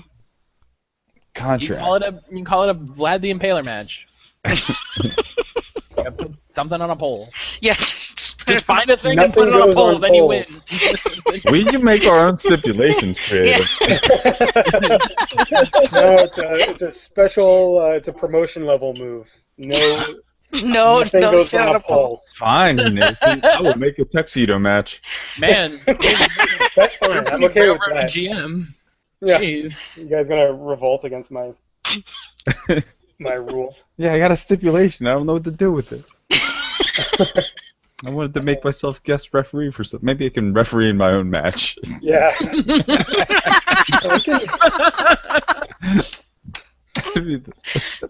Like, what just happened? That's your No, I've got like the greatest in match how that happens. The ref gets knocked out. I pull off a shirt to reveal a ref shirt underneath. And then you count your opponent out.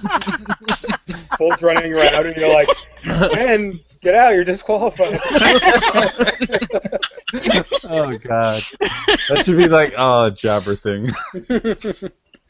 It's a special move. You can be your own ref. Be your own ref. Oh. So it looks like You- I think we could do you guys. Oh, sorry. We could do ref shirt on a pole match. You The could. first person to get the ref shirt is the referee It's for the the ref, match. and then yeah. Yeah. And then you're just like, I disqualify you. Suck it. Oh man. I think you guys address in the chat where you were talking about the weapon Move. stuff and working stiff and hardcore. I think you guys kind of covered the bases, but basically working stiff is breaking kayfabe.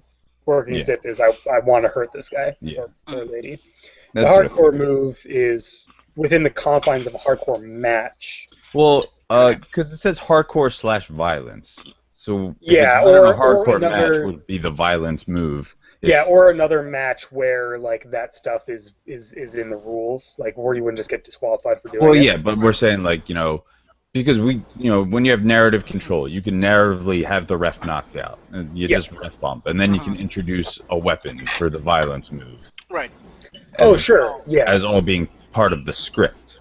Yeah, I can see that. I think that makes sense. It's And not depending something that upon if it was the face that ended up using the weapon, I think that would probably because the heel could just be the look thing, depending upon that character. right. Well, Or like if you're say Hulk Scythe Hogan, did. it's okay. So that was a question I would had to myself. I'm like, there's never a reason for the hardcore playbook to not always make his match a hardcore match. No. Yes. Optimizing the rules wise, no, there's no reason not to. It gets boring. Is there like a creative thing that can just flat out override this, or is it like another person's playbook that says you cannot? This has to be a normal match. Well, you can use adding a stipulation to override. Yeah, but so you could be like if the hardcore's like we're gonna have a match and it's gonna be a hardcore match, and then you cut a promo and with your choice you're like, well, I refuse to do a hardcore match for all these character reasons. Right. Okay, so I like would, if as you creative, I would respect that. yeah, so if you hit like one of the rolled on moves, you can deny him that. Yeah. Okay. I don't think I phrase them as additive because I think that's generally how people do stipulations. It's fun to add a bunch of stipulations to get these crazy matches. But you could use adding a stipulation to remove put parameters back that were removed with an earlier stipulation. Okay. Cool. All right, we're all back. I finished my I like this Good. subliminal advertising over your shoulder there. I don't know what you're talking about. I just mean corruption. He's talking There it about is. corruption. Yeah, we go. Now you're advertising Ticket to Ride. Hey everyone, I hope you're enjoying this wrestling Harabi? show. Now go by Go Navi, go by it's a Hanabi. great game. It's a great game. It is You should definitely play used to that wrestle. instead. It's really explosive. Yeah, I mean, Hanabi is basically like the very beginning of a wrestling show when they like have all the fireworks Yeah, going. it's Like, pyrotechnics. Yeah. All right. Pre-game. So whenever you play Worldwide Wrestling, always open with a game of Finale. Yes. Yep. Yeah. If you guys get the high score, you all get +1 audience. Nathan's like, shit, I already wrote the books. Unless you have Add 6 that in. people, in which place play coup Mm. and hate each other. I'll have a whole expansion. And then you'll gain lots of heat. Yeah, I'll have a whole expansion Facts. of other games to play that you mechanics. Yeah. It's That could be the great. companion book. Like, before you play a game of World Wide Wrestling, Right. play these First other play games. Dungeon World, and then But so today I came across a board game called Legends of Wrestling, which had like 48 cards. oh, the Phil Singer With, games. Like, I just like was like going on Board Game Geek. I just found it on Board Game Geek, but yeah, it was just like some cards with some text on them. I don't know. Yeah, Phil it's Singer. a card game that stats out. I mean, they have like a weird galactic universe, and then they also have licensed sets for like WWF I'm guys interested. and whatever. It's kind of, I haven't played it because it looks like it's very, it's a very like, let's simulate how you construct a wrestling match. Right. So it's like you can do certain moves, and then you get to a certain score, and then you can do other moves, and you can reverse moves and stuff. But it has like a solo feature, which sounds kind of cool, where you can do that by yourself, and then you could play against another person. Yeah, cool. I've seen it in the wild. I haven't played it myself. We used to play a game with WWF trading cards because they had like a bunch of stats like matches fought, matches won, height, weight, and things. Yeah. Where you had a stack of cards and you just like picked one trait and you compared it, and whoever wins gets the other person's card, and you just keep going until one person has no cards left. So why would you pick a trait other than the one you're best at? Because you only have one card, so you have to look at your card, and because. Like if you had Yokozuna, you'd always pick his weight. But if you don't have Yokozuna and you want to beat Yokozuna, then you'll pick something that's not weight because. So it compares.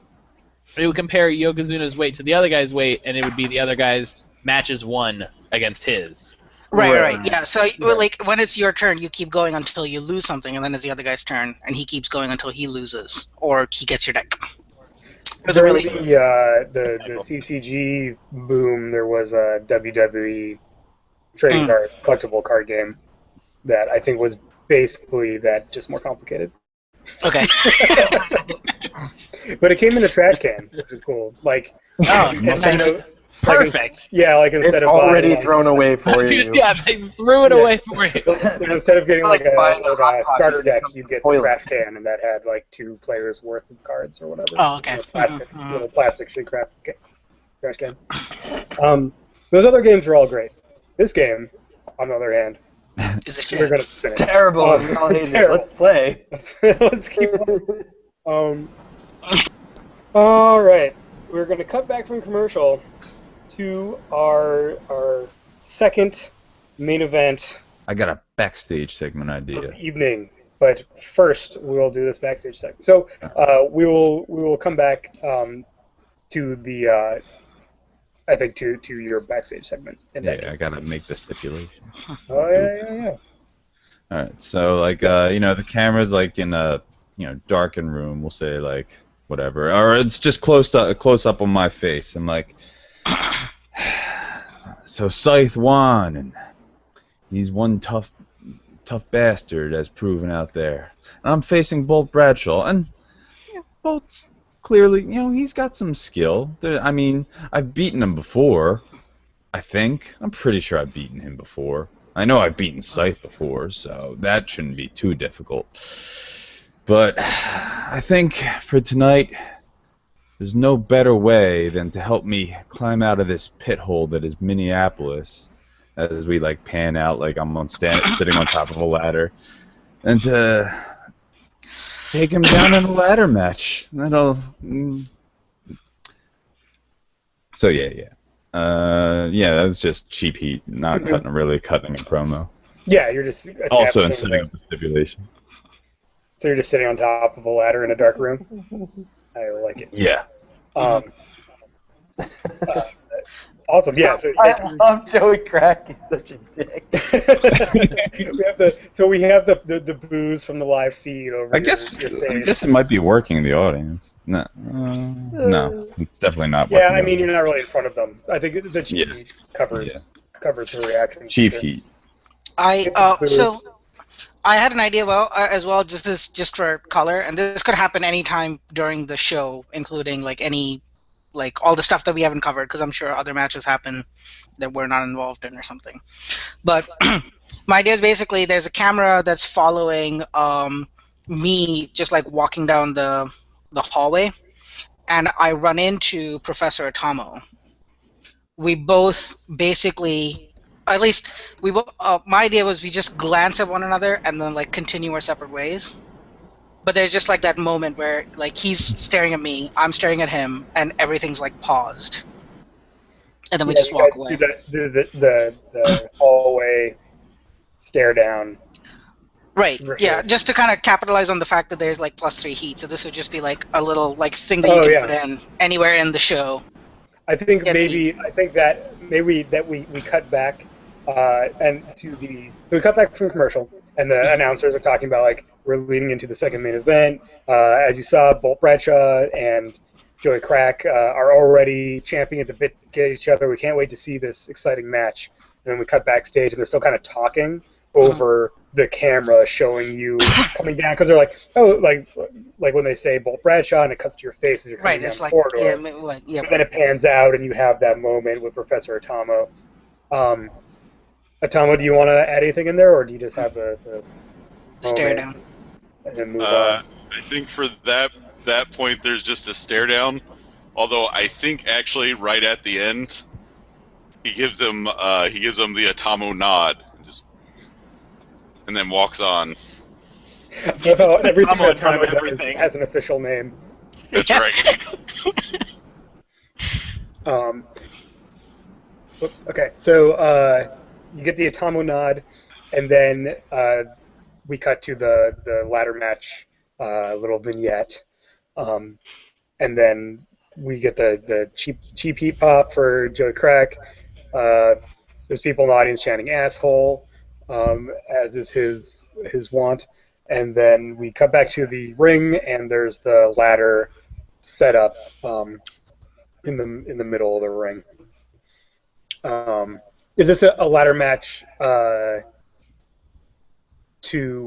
is this a grab something from the top of a ladder match, or is this like basically a TLC match but it's just ladder? No, yeah, grab something like a briefcase. All right, so it's the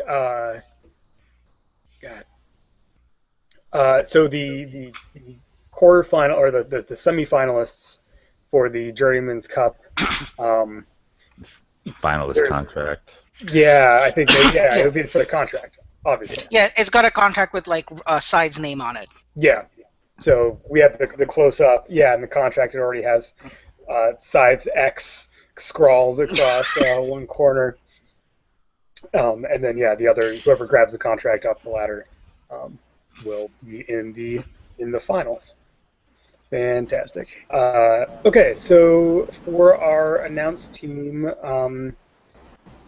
Have you guys already sorted that out without me? Or he refuses. I will tell you, it was my intent to use the babyface move and throw myself in as the ref. Do it. All right. Which means that it would be someone else announcing. Awesome. So we're gonna go to. But you're so good at it. And I had an idea. But I really want you to lose. So we're gonna go to. So it'll be. We'll continue. With Joe and I guess it'll be Matthew myself and on Matthew. commentary, but Matt, you have the put-over power. Okay. All right. Cool. So we cut. So with the camera, wide shot, ladder setup, tight shot to the contract, and then cut to the entrance ramp, and Professor Tomo's coming out already in a ref shirt. Oh yeah. Okay. Although he's still got underneath, you can see like tatters of a Joey Crack shirt. You can see the Joey Crack shirt squirting out from underneath. Yeah. Nice. So he'll come on down. He's waving the people that are cheering for wrestling science, and he's like, gets the mic, and he goes, "It is disappointing that, man of my word that I am, I and the nerds have to wear this crack couture. But most people, I believe, are aware that we are not part of the debased hordes of crackheads that I see out there lurking in the shadows. No. We come from a fine tradition, a tradition of thought, a tradition of science, a tradition of wrestling, one that has been forgotten for too long. Crack forgot that last match was not about me being here. It was not about me having to wear fashion.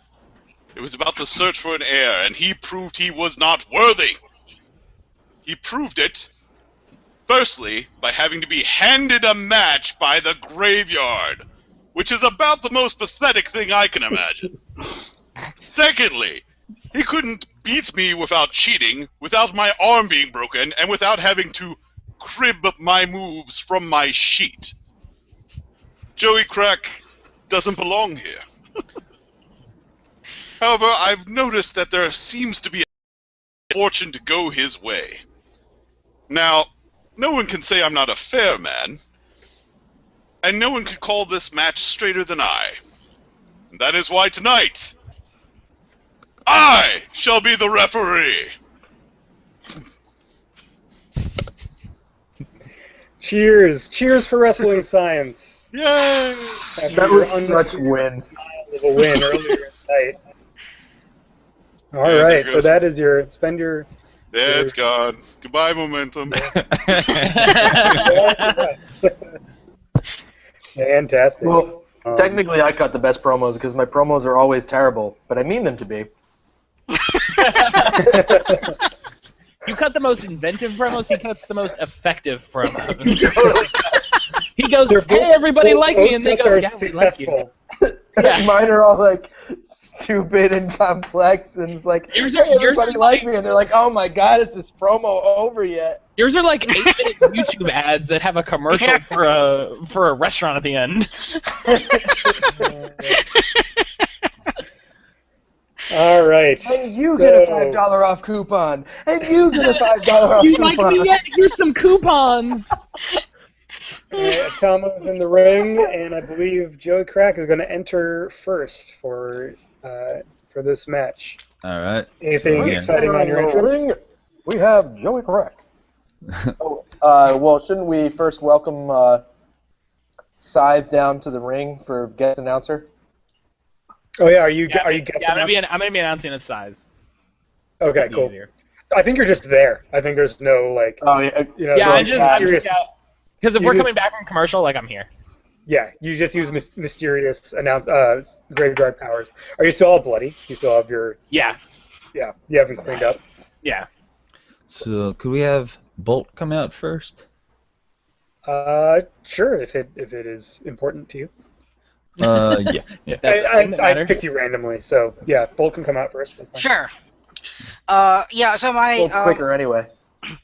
So, yeah, the main thing about my... to the ring. He comes out first. Yeah. Sorry, go ahead. So, yeah, my entrance, so there's dry ice machines everywhere, so a bunch of mist, and then, like, lightning strikes, like there's a little arc. And I come out of the mist after the lightning strikes. And then, make my way down to the ring, hitting, tapping the people on the left, right. Generally kind of high energy, Dragon Force playing in the background, just super, like, yeah. So, and then I make my way to the ring and kind of give Professor Atomo a regular nod, and then go to the four corners and, like, just put my arms up. Awesome. I think you're working the audience here, getting them all pumped up for the match. What it sounds like to me. Roll plus audience. So, roll plus audience. My audience is currently 2 because I haven't gotten any audience. So. I don't know what my audience is. And my roll is. I can't see it. It just rolled. What did it roll? It rolled blank. You have It 0. rolled fate to blank. It rolled fate dice. I need to start rolling fate die. All right. Ooh. That would be a 6. All right. I will spend 1 momentum to make it a 7. All right. Cool. Yeah. So. Let me see. Yeah, your Gain choice momentum is. or take control of the match if you're in one. So. Yeah, the botch keeps you from working the audience anymore. Well, okay. So I could have. Well, I'm kind of. I'm okay in with a you match. having. I'm not really in a match yet. So I guess I just spent a momentum to get a momentum and keep my ability to work the audience. Yeah, you're avoiding. I need to remember to stop rolling fate die. Can you All tell right, I've been cool, playing cool. fate? Just ever. Just don't do that ever again. Yeah. Cool. So yeah, the crowd is pretty hot after that hardcore match. They're pretty hot, so they're excited to see this get underway. And as you're getting up on the third turnbuckle, that is when Joey Crack makes his entrance. So yeah, Wild Thing by Prozac starts pouring through the speakers as my laser light show goes off, and I'm strutting out, but I'm carrying a briefcase now. A small little briefcase. As I dance down to the ring in my typical arrogant fashion. Just like brushing off the fans. And then I go around the ring to the announcer's desk, the table. I place the briefcase down as the music dies, and I grab a microphone. Now, obviously, I'm all for this match, but Professor Atomo is going to keep things straight, but he is not dressed appropriately. He made a deal, and he has to follow through with that deal. As I open up the case and pull out a white with a shirt with black stripes, and on the back it says "Crackheads Ref." And I climb up to the rings and I throw the shirt to him and I start chanting, "Wear the shirt, wear the shirt, wear the shirt." And the audience getting the heel crackheads chanting along while everyone else is booing and shouting, "No!" I'm going crazy in the ring, saying "Come in!" Ah.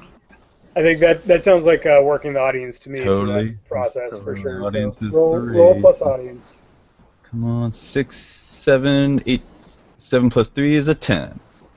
Damn. Right. So 2 momentum. All right. Yeah, you're getting booed. You're getting wear the shirt chants. Professor Atomo, do you put on the crackhead shirt as contractually stipulated? I do, but I think we'll do it as a feat of strength. So I give him a dead stare while I'm just flat out ripping what I've already got on, and then tossing it to the side, still staring. And then I'm like, oh, it won't even close. Some kid in the audience reaches out to try to catch the torn shirt, and some grown-ass man snatches it. Plows him over, grabbing the shirt. Pushes him out of the way, no! So yeah, I'm gonna do it as a feat of strength. Okay, and I rolled an 11. Okay, I was gonna say if you injure yourself putting on a shirt. There's no point in getting more heat with Joey because I'm already at a 4, I think. Actually, no, wait, I'm at a 3, but I'm still going to take the momentum. Mm-hmm. You demonstrate your extraordinary strength more in the sense of showing off your musculature. Yeah. That is kind of this new feature of you. As ripping off a shirt is not particularly. No, it was more just trying to go for the solid musculature intimidation. Yeah, you were doing a pose down. It was great. Okay, so you're wearing the shirt. Crowd is hot. Bell rings. Ladder match is on. Joey Crack starts in control thanks to the work the audience rolls at the top of the show or top of the match. Okay. All right. So yeah, obviously there's a ladder set up outside the match. We didn't need to bring that up, but I just did. So I go for the collar elbow tie up and Bolt Bradshaw, and we're jockeying for position back and forth. And then finally I get sick of it, and obviously I just do the knee lift to double him over. And then I'm going to wrap my arms around his waist and flip him over in a gut-wrenching suplex. But he's going to flip out. He's going to land on his feet and rush against the ropes and then come back at me, hit me with a bulldog from behind as I'm flailing on the ground. And then he's he's doing the whole like, come on, get up, and waiting for me to rise. And then like as we start trading blows back and forth. But all of a sudden, out of nowhere, I hit him with a jawbreaker, and then I'm gonna grab him, and I'm just gonna like start raking his ropes, raking his eyes right across the ropes. Oh, jeez. Ooh. So I'm gonna No. play up my cheating heel tactics. Mm-hmm. You're raking his eyes against the ropes. Atomo, what are you doing, ref? Keep control of this match. Yeah, Mr. When he starts raking his eyes, I'm actually going to pull him back from the ropes, like so the match doesn't entirely forcibly finish. grab him and yank him from the ropes. Yeah. Nice. Well, let me Keep make it my clean.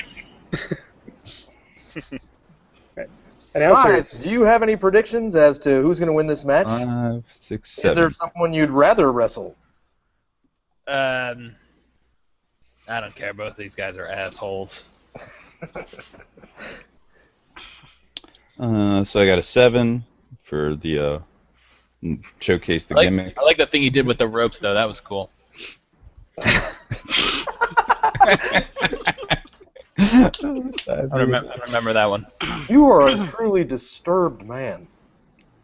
I'm going to give control to Bolt and get one momentum. You look like my grandpa. But okay, so yeah, like I'm gonna turn must be to a handsome feller. turn to Atomo and argue with him and give Bolt control. I'm like, what the hell, ref? This is a ladder match. There's no disqualification. All right. So Cool. So you're getting in his face. Atomo, you're just kind of like doing a little business with him, or I guess go ahead and break in with your ref.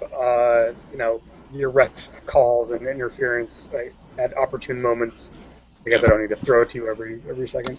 But yeah, his back is to you. Bolt, take it away. so I'll wait until everything's settled back. So I'll sell the eye rake a little bit. Like I'll do this and kind of sell the offense that's been going on so far. And then once I'll give it a couple of seconds so that he's pushed away from the corner. And then as we're going back into the shoulder thing, I'll just do a standing drop kick. So we're both going at one another, but instead of going for the show, I'll just do a standing drop kick. Now that one I know. And then I'll kind of get back up real quick, run against the ropes, and do a standing leg drop, and then kind of just start building up momentum. Just all my moves are going to be off the ropes. I'll run off the rope and do a senton. So I think that's plus work. Yeah, you're doing your acrobatic wrestling moves. All right. My work is +2. Bolt Bradshaw is clearly the smaller man, but he just has so much momentum going for him here. He's relentless. So that would be an 11. So I will. Well, for now, I'll gain 2 momentum. Yeah, just build it up. Mhm. Go track. How are you taking all of these high flying offense impact moves off the ropes? Selling like a champ. I make Bolt look good. I do my job because I know what's best for the company. He knows what's best for Joey Crack. Mm-hmm. So I retain control, right? Mm-hmm. All right. So as the match wears on, so the next spot we go to. So eventually we start heading outside the ring. Not near where the ladder is, but just on one of the mats, and we're going back and forth. And I kick Joey Crack. I head back into the ring. I basically run off the other ropes as if I'm coming for a suicide dive.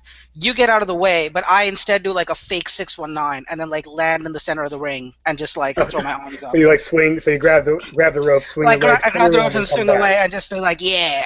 Yeah. Nice. So I think that might be plus look. Oh. Yeah, I think so. Because you're kind of just playing to the crowd I'm and kind of Either feeling that or that you're work the audience smarter again. than. So that's what a It could be senton working is. the audience, whichever you.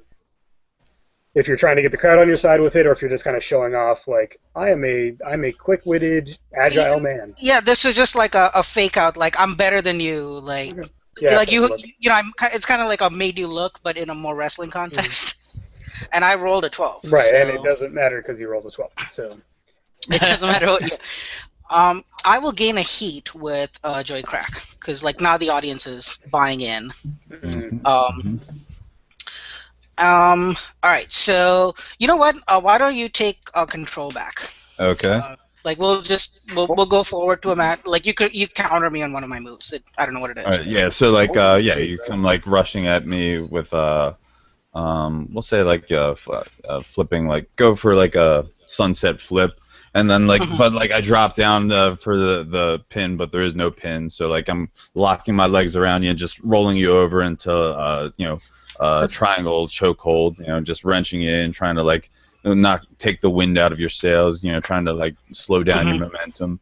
Finally I push you back and roll away, and then like I charge at you, but you duck, and then I springboard off the ropes and flip over, trying to like show off my own skills. But I'm a little unsteady on my feet. I'm not as trained, but I am the jackass of all trades. And so but then like you're coming rushing at me, like seeing me stumble, and then, like I drop down and just do like the gold dust like uppercut right to the throat. Classic dirty maneuvers, and then like I'm gonna like grab you like in the diamond cutter position, and then I'm gonna go risky. I'm gonna like try to hit you with this, run up the turnbuckle and like twist around like Spike Dudley's acid drop. Basically like a turnbuckle diamond cutter. Diamond cutter. So I'm going for work. I'm not good at work. That's all right. I went for look. I have a -2. Ooh, 7. It really paid off for you. 7, unless the announcer wants to do something, but I'm okay with the 7. Hold on one second.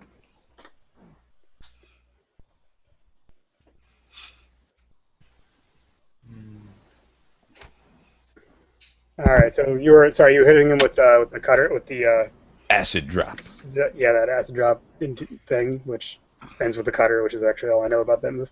Yeah, it's just a turnbuckle stunner. It was also Trish Stratus's finisher, I think. Oh, she did a bulldog. Oh, did she do? Okay. Oops, Yeah. sorry. I was a huge Spike Dudley fan. all right, cool. So you have this flurry of action. I think we've demonstrated that Bolt has the agility and the quickness, while you're clearly probably stronger and have more of these like impact moves, right? That you're hitting. Hey, Like he's I'm the also all-around more willing guy. to fight dirty. Yeah. Where's the so with the wrestling move there? Are you keeping control, or are you? I'm going to retain control and transition into the next sequence. Okay. Where's the ref in all of this? Are you? How does Atomo ref? Does he just kind of like stand and watch, or are you getting like? No, he moves around because he's keeping an eye on everything. He's also keeping half an eye out because Scythe is in the audience and the bones could show up. So that's true. So currently he's calling it, pretty much straight down the line like he said he would. I'd probably make a bit of a point to like catch Atomo's eye every so often, like. Stares some daggers at you because keep in mind you're the guy who hit him with the chair and dropped him from the cell. You left him with that injury, you son of a. So he still hates you. He hates you a little bit more than he hates Crack, actually.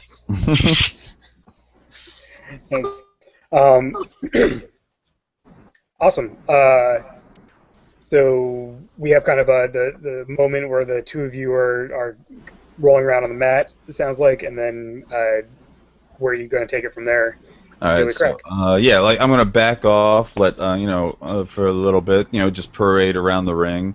Just like give Atomo the side glance every now and then, just to act like he's attacking me, like back off, bro. And then like as Bolt's like struggling to get up, I'm gonna go over grab him by the hair and like lift him up, and then as the ref comes over, I release the hair. I'm like, oh, there, playing it straight, scientific, right? And then like I'm gonna push. I'm warning you for the last time, Crack. What are you gonna do? DQ me? That's true. So and then yeah, I'm gonna grab and I'm gonna hit him with a nice scientific suplex as a quick snap over, and then I'm gonna roll over, and do it again, and then I'm gonna lift him up, and then I'm just gonna Irish whip him into the corner, and then let's see, yeah, I'm just gonna turn.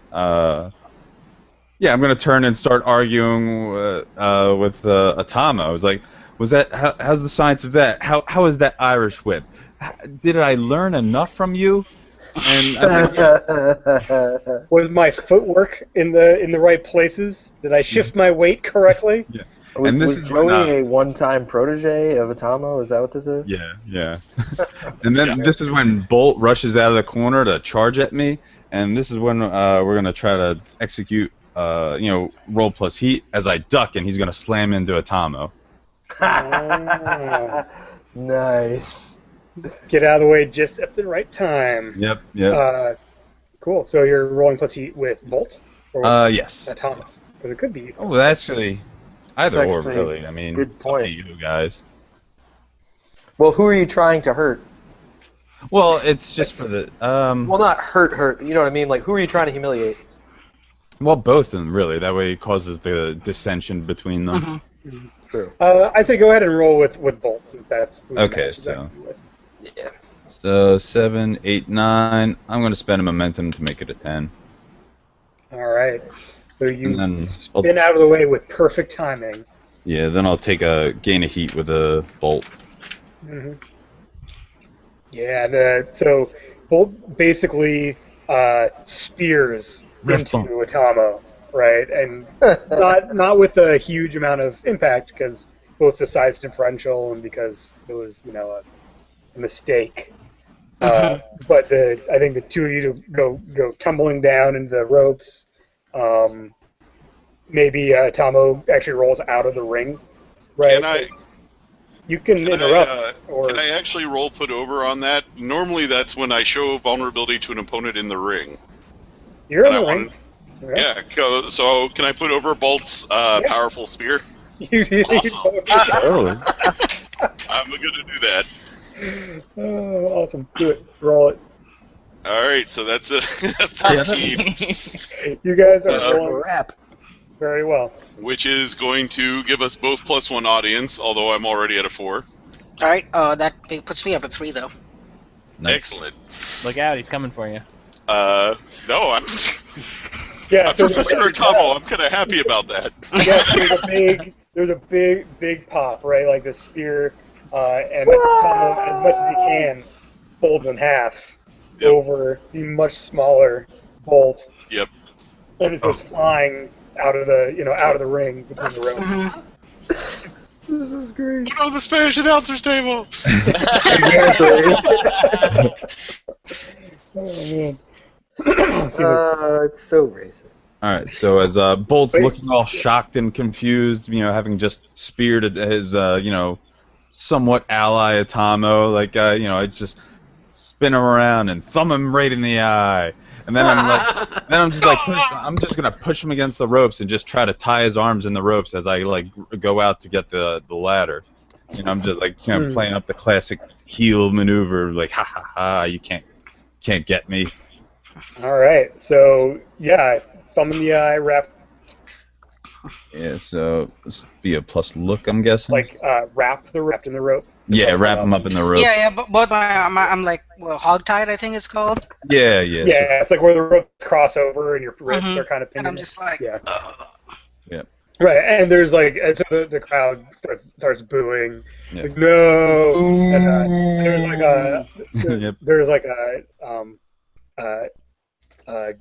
a get up ref chant. Yes, and an asshole chant, dueling chants.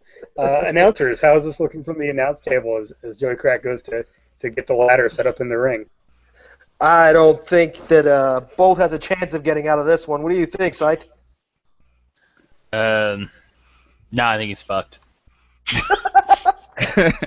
Is that you putting Scythe, me? the kids are watching. No, that is going to be the put over move. Where it's just like, that's Okay. cool. All And right, then, so then that's a 10. I'm gonna take another heat with Bolt, and then I'm just gonna give narrative control back to Bolt because I think he needs, to obviously, escape. I would have interrupted anyway, but cool, thanks. Yeah, you don't need to do that. Spend that momentum. Yeah, it's not like you're hurting for momentum. Either of you, really. So I'm gonna wait. Like I'm gonna be continued tied on the ropes until Joey Crack is well up the ladder. He's like 3 or 4 rungs up, and then I'm gonna flip myself over the ropes. Doing the slow walk up the ladder. Mm-hmm. Yeah, he's doing and I'm stops at every rung to swagger at the audience. And I'm gonna wait until so you reach up. Joey Crack reaches up and he touches the contract. You can see the contract sway because he hit it, and then he's showboating to the audience when I'll drop kick the ladder so that it slowly tips over, outside to the floor. So it tips over to go and it hits the top rope. Joey Crack, does he go flying into Professor Atomo, who finally got to his feet after that spear? Yes, he does. He does, and Poor Professor Atomo. I think this is working. And so they're both getting up, and Professor Atomo is he's on the wrong side of the ring from where I am. So I only see basically Joey Crack getting up, and I will run against the rope and do a tope over the top rope, not knowing that Professor Atomo is there or whatever, and all 3 of us will go tumbling back down into them. I hit both of them, and we all you do the top rope tope, over into the 2 of them who are both there to break their fall. The tope is the flip over the top rope. The flip over the top rope. So classic high flying spot. Flip over the top rope, hit them, go down. Sounds like you're going to be rolling plus work for that. Plus work, all right. Yeah. It's a dangerous maneuver. That is a 7 plus my work is a 9. Oh, if there was only one more, I would have gotten an audience. So you can spend a momentum. No, it's if I roll 10 plus before spending momentum. Oh yeah, for the highlight real. Yeah, it wasn't a highlight. It was a regular. It was good. It was a regular moment. It was a Yeah, I mean it was okay. I will spend a momentum though so that I can get it to 10. Not with the highlight reel, so that I can gain a heat with Joey Crack. So nice. We're at 3 heat. I'm at 4 heat. I think your momentum just went up. Right, but I'm at 3 with you, and I wanna get to that 4 place. Okay, so I think your bookkeeping. I think your indicator went up instead of whatever you click was the. There we go. That's what I meant to do. Yeah, there you go. All right. Strain the inflation wherever you can. Even though Professor Atomo is a wrestler, as per standard wrestling rules, the ref gets knocked down for longer than either of the wrestlers, even if the refs are made of paper and see one mic unmuting. Yeah, I mean, as soon as he put on that ref shirt, he went he down. All of it. My atomic strength has left me. So obviously, it's Atomo strength. He's wearing a poison crack ref shirt. So basically, Joey Crack and Bolt will be back in the ring before Atomo's still getting up, and I'll attempt to Irish whip Joey Crack. He'll reverse it, but I'll do a springboard into a Pele kick, so that I springboard, but instead of hitting with my elbow, I go all the way around, and I hit him with my foot on his head. Damn. Basically, to the layman, land on your back and bicycle kick him in the face. Yep, basically bicycle kicking him, but after bouncing off the rope. All right. So, Sounds I'm like gonna go for another work roll. All right. That's a 6 plus 2 is 8. I'll just leave it at 8. I'll hand over. Well, no, I'll just retain control, and we'll transition on to the next sequence. Cool. I think we'll go ahead and bring in the finish at this point. Though this could go on all night, obviously. Of course. Why not? I And got it's nothing to good. do. But no, I Speaking think of so. the finish. Now that you've reestablished that you're back in the ring, the ladder is kind of down, still on that angle on Yep. the top rope. Atomo is getting back to his feet on the outside. But the booking here is for Bolt to win this contract. I knew it. So, Once Yay. Scythe won, I knew it. All right. So should I just transition into my finisher, or well, so the actual the actual Finish. finish is me climbing the is you ladder? climbing the ladder and getting the contract. You'll roll for your finisher, but for that. Yeah, So if it's you the want to finish hit him of with a your match. finisher or whatever to like keep him down long enough, that's Yeah, I will roll for my finisher, which I just came up with as we were talking earlier today. 450 moonsault, so it's like a 450 splash, but backwards. Nice. So like I set up for the moonsault, and I like flip twice in the air, and I land on Do my it off the belly. ladder. Do it Yeah, off the that's- ladder. So yeah, I'm gonna be. I'll climb like the ladder's up against a corner, so I'll actually climb like 5 rounds of the ladder, and then I'll do it off of that, and then Off I'll of the place the ladder. ladder. The top. Which means you actually have to go way forward to clear the ladder, so it's pretty crazy. Yeah. Awesome. So I think go ahead and we're not going to make your finishing roll move yet, but go ahead and Okay. roll plus work for hitting this, hitting one of your big impressive moves That would off be- of the ladder. That would be an 8, and I'll spend. That would be a 10. Hey, so I think that hits your human That hits highlight my audience. I'm at +4 audience. rate. Yeah. All right, so you go up to the ladder. You're over the top. You're higher than the top rope. Mm-hmm. 450 moonsault off of the ladder onto Joey Crack in the middle of the ring. Crowd shoots up onto his feet. Huge pop. And I will use my 10 plus on that to also get the heat with Joey Crack, so that now I'm at +4 heat with him. All right. Damn. So you're at 4. So I think Atomo you drop to 3, right? Because you had 4. Cool. And then sounds like you're setting up the ladder and getting up to that contract, right? Yep, I'm gonna set up the ladder and I'll start doing the slow crawl. All right.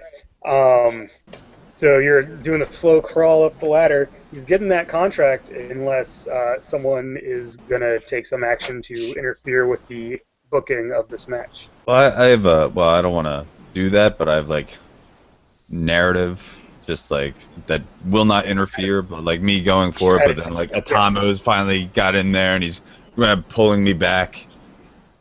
Oh, Atomo's nice. keeping you from getting up on the So ladder. actually, yeah, I do want to spend Nice. like 4 momentum just to do 2 heal moves on Atomo.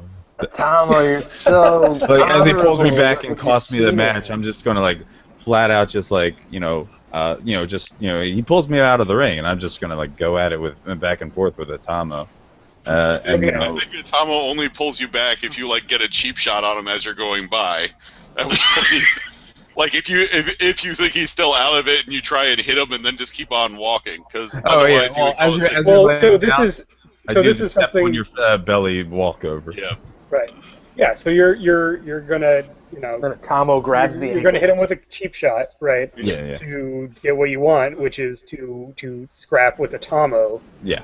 instead of Yeah, instead of this like ladder. going after and stopping Bolt, because I'm, like I rolled out of the ring after that finisher because it was huge, and then like I'm trying to get in, but then like I flat out go out of my way to piss off Atomo, and then like I'm gonna like drop toe hold him right into the steps to leave him helplessly lying there. So mechanically, I would say, unless you want to gain a heat with him, which you should. This is where you would be using your heal move to leave someone helplessly lying on the floor. Yeah, that's what I'm gonna be spending 4 momentum to do that and gain a heat with Atomo. Okay, awesome. So you double up on the heal move. Cool, works for me. Only guy to ever use the heal move twice at the same time. So we're having Rohit actually go ahead and win, right? Yeah, Oh, totally. Yeah, Winning I do at not this want point.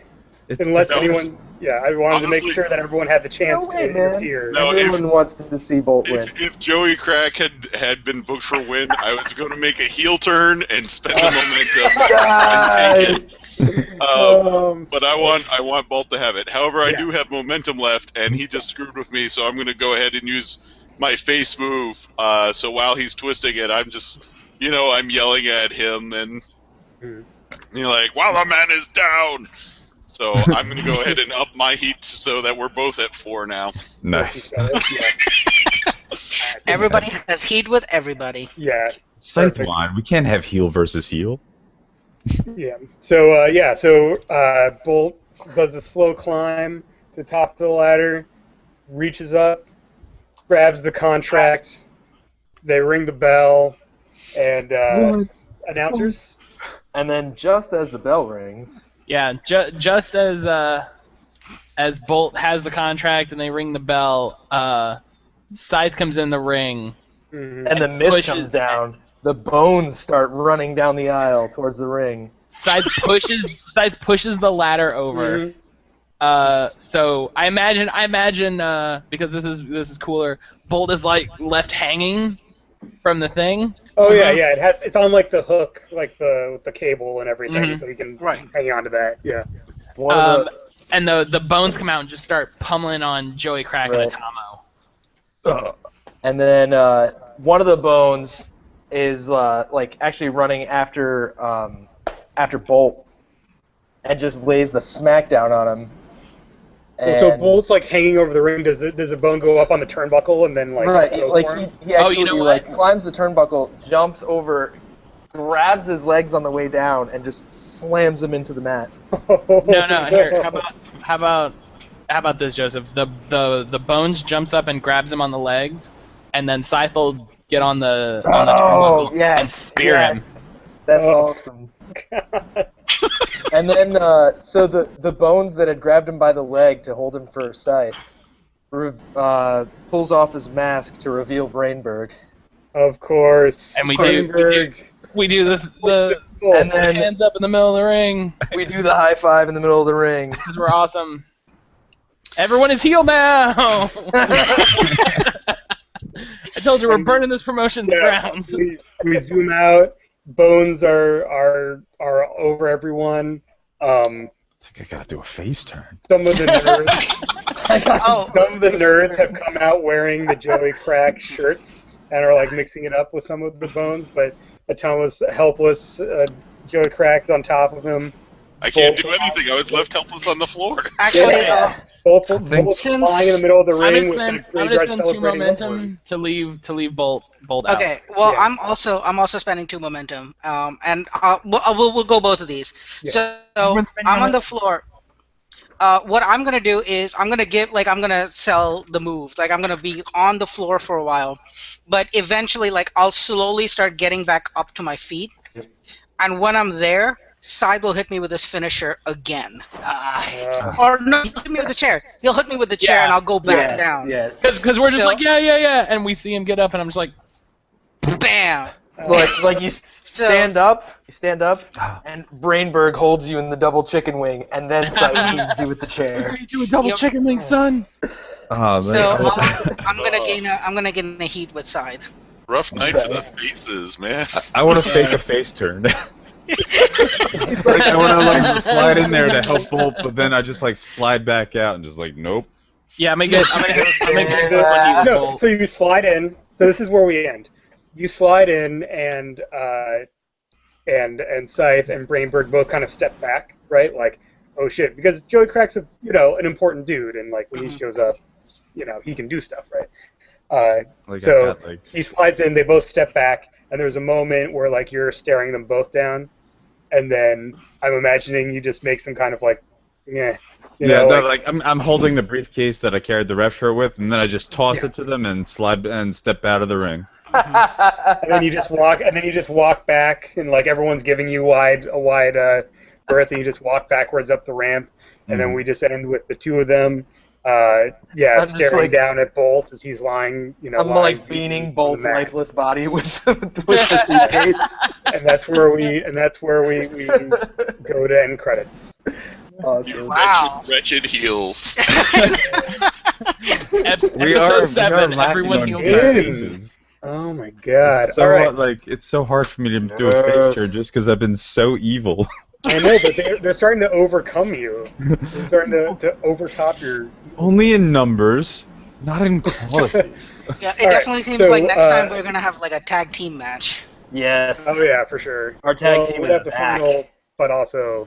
Yeah, We gotta finish Journeyman. Yeah. we Also, the whole thing is like We'll do I it. did hit Professor Atomo like 2 or 3 times, so Yep. I could totally Yeah. imagine him turning on me in the middle of the match too. There's a lot going on. Oh, man, Which is great.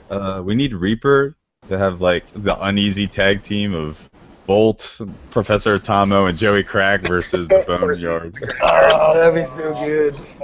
We'll see if we can schedule it. Okay, so mechanical stuff. You guys were both at 4 with each other at the end of that match, right? All 3 of us were, right? Yep. Does Atomo count, right? He didn't work the match. Okay. Referee, so. Okay, that's so separate.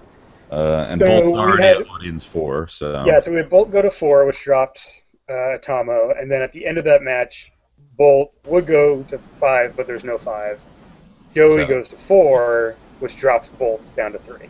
Okay. So, all But right. you still Bolt get the gains- advance. yeah, I did get so the- Bolt gains the advance, and then Joey Crack gains the advance. All right, what am I going to take? I actually wrestled in a match that I had heat of 4, but I was already at audience 4, so Right, so it doesn't help you. I get bupkis. That said, I think we're finally at the point where we're going to gain audience overall next episode. So, which is I awesome. thought we would be today. It's just we ended up having a couple people who hadn't been here for a while, so they didn't have much. So they have to get back in. They have to warm I everyone back up. Gained the best advance of all. A tag team Tag partner. team partner. No, my former tag team partner. Oh yeah, because I forgot you guys used to be tag team partners. We used to be tag team partners, and then he became all famous and like thought he was too good for me. That's so good. Look who came. You came back and I was like, back. no, dude, let's just be a Bones. It's cool. Let's see. All right, guys. Awesome. So that worked out great. We're going to go ahead and wrap this up. I know what I'm taking. Anything you need to do to win. Oh yeah, I forget what that does. I can use babyface and heal moves. Nice. Ooh, nice. Is that a That's Golden totally a Boy Joey move? Crack thing. That's Burnt. anti-hero. Oh, Burn is it? through some of that momentum. Where are those moves? That's an anti-hero move. Oh, anti. I thought you said any hero. I'm There are no gonna heroes. I'm gonna take fan favorite. Remind me what that does. When I make a big deal of being passed over, I roll plus real, and on it I get matches, or I get +1 heat with the one who's sidelining me, or I get momentum.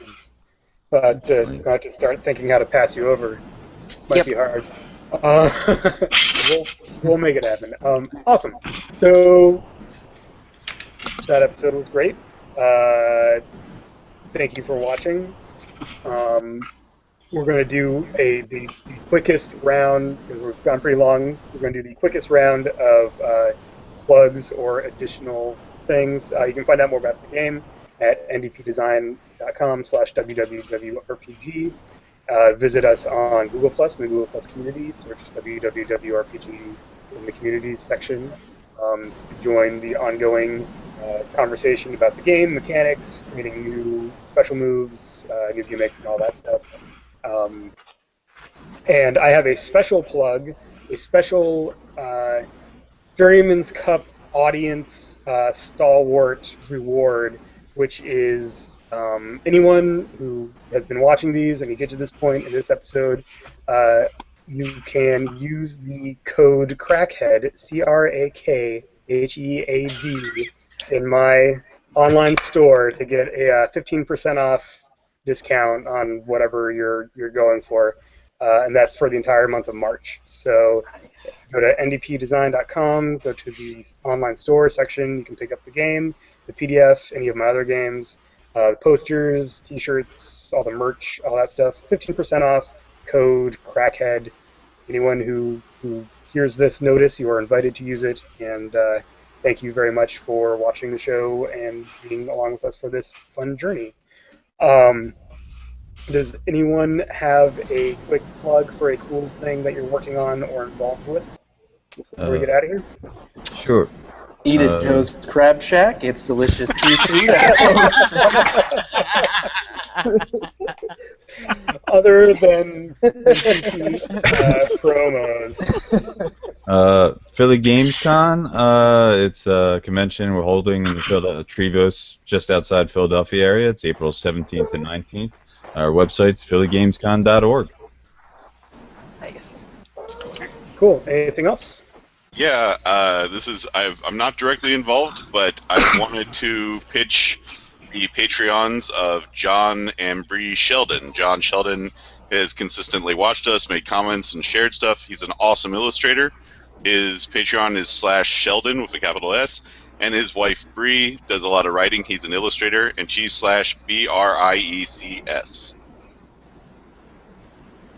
They are both very good people. I suggest you check out their Patreons as well.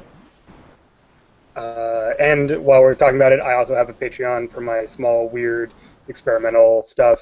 I'm aiming to release some how-to videos. I was going to try and start last month, but it ended up being more work than I thought it would, because these things always are. So hopefully this month I will have a set of videos released through Patreon.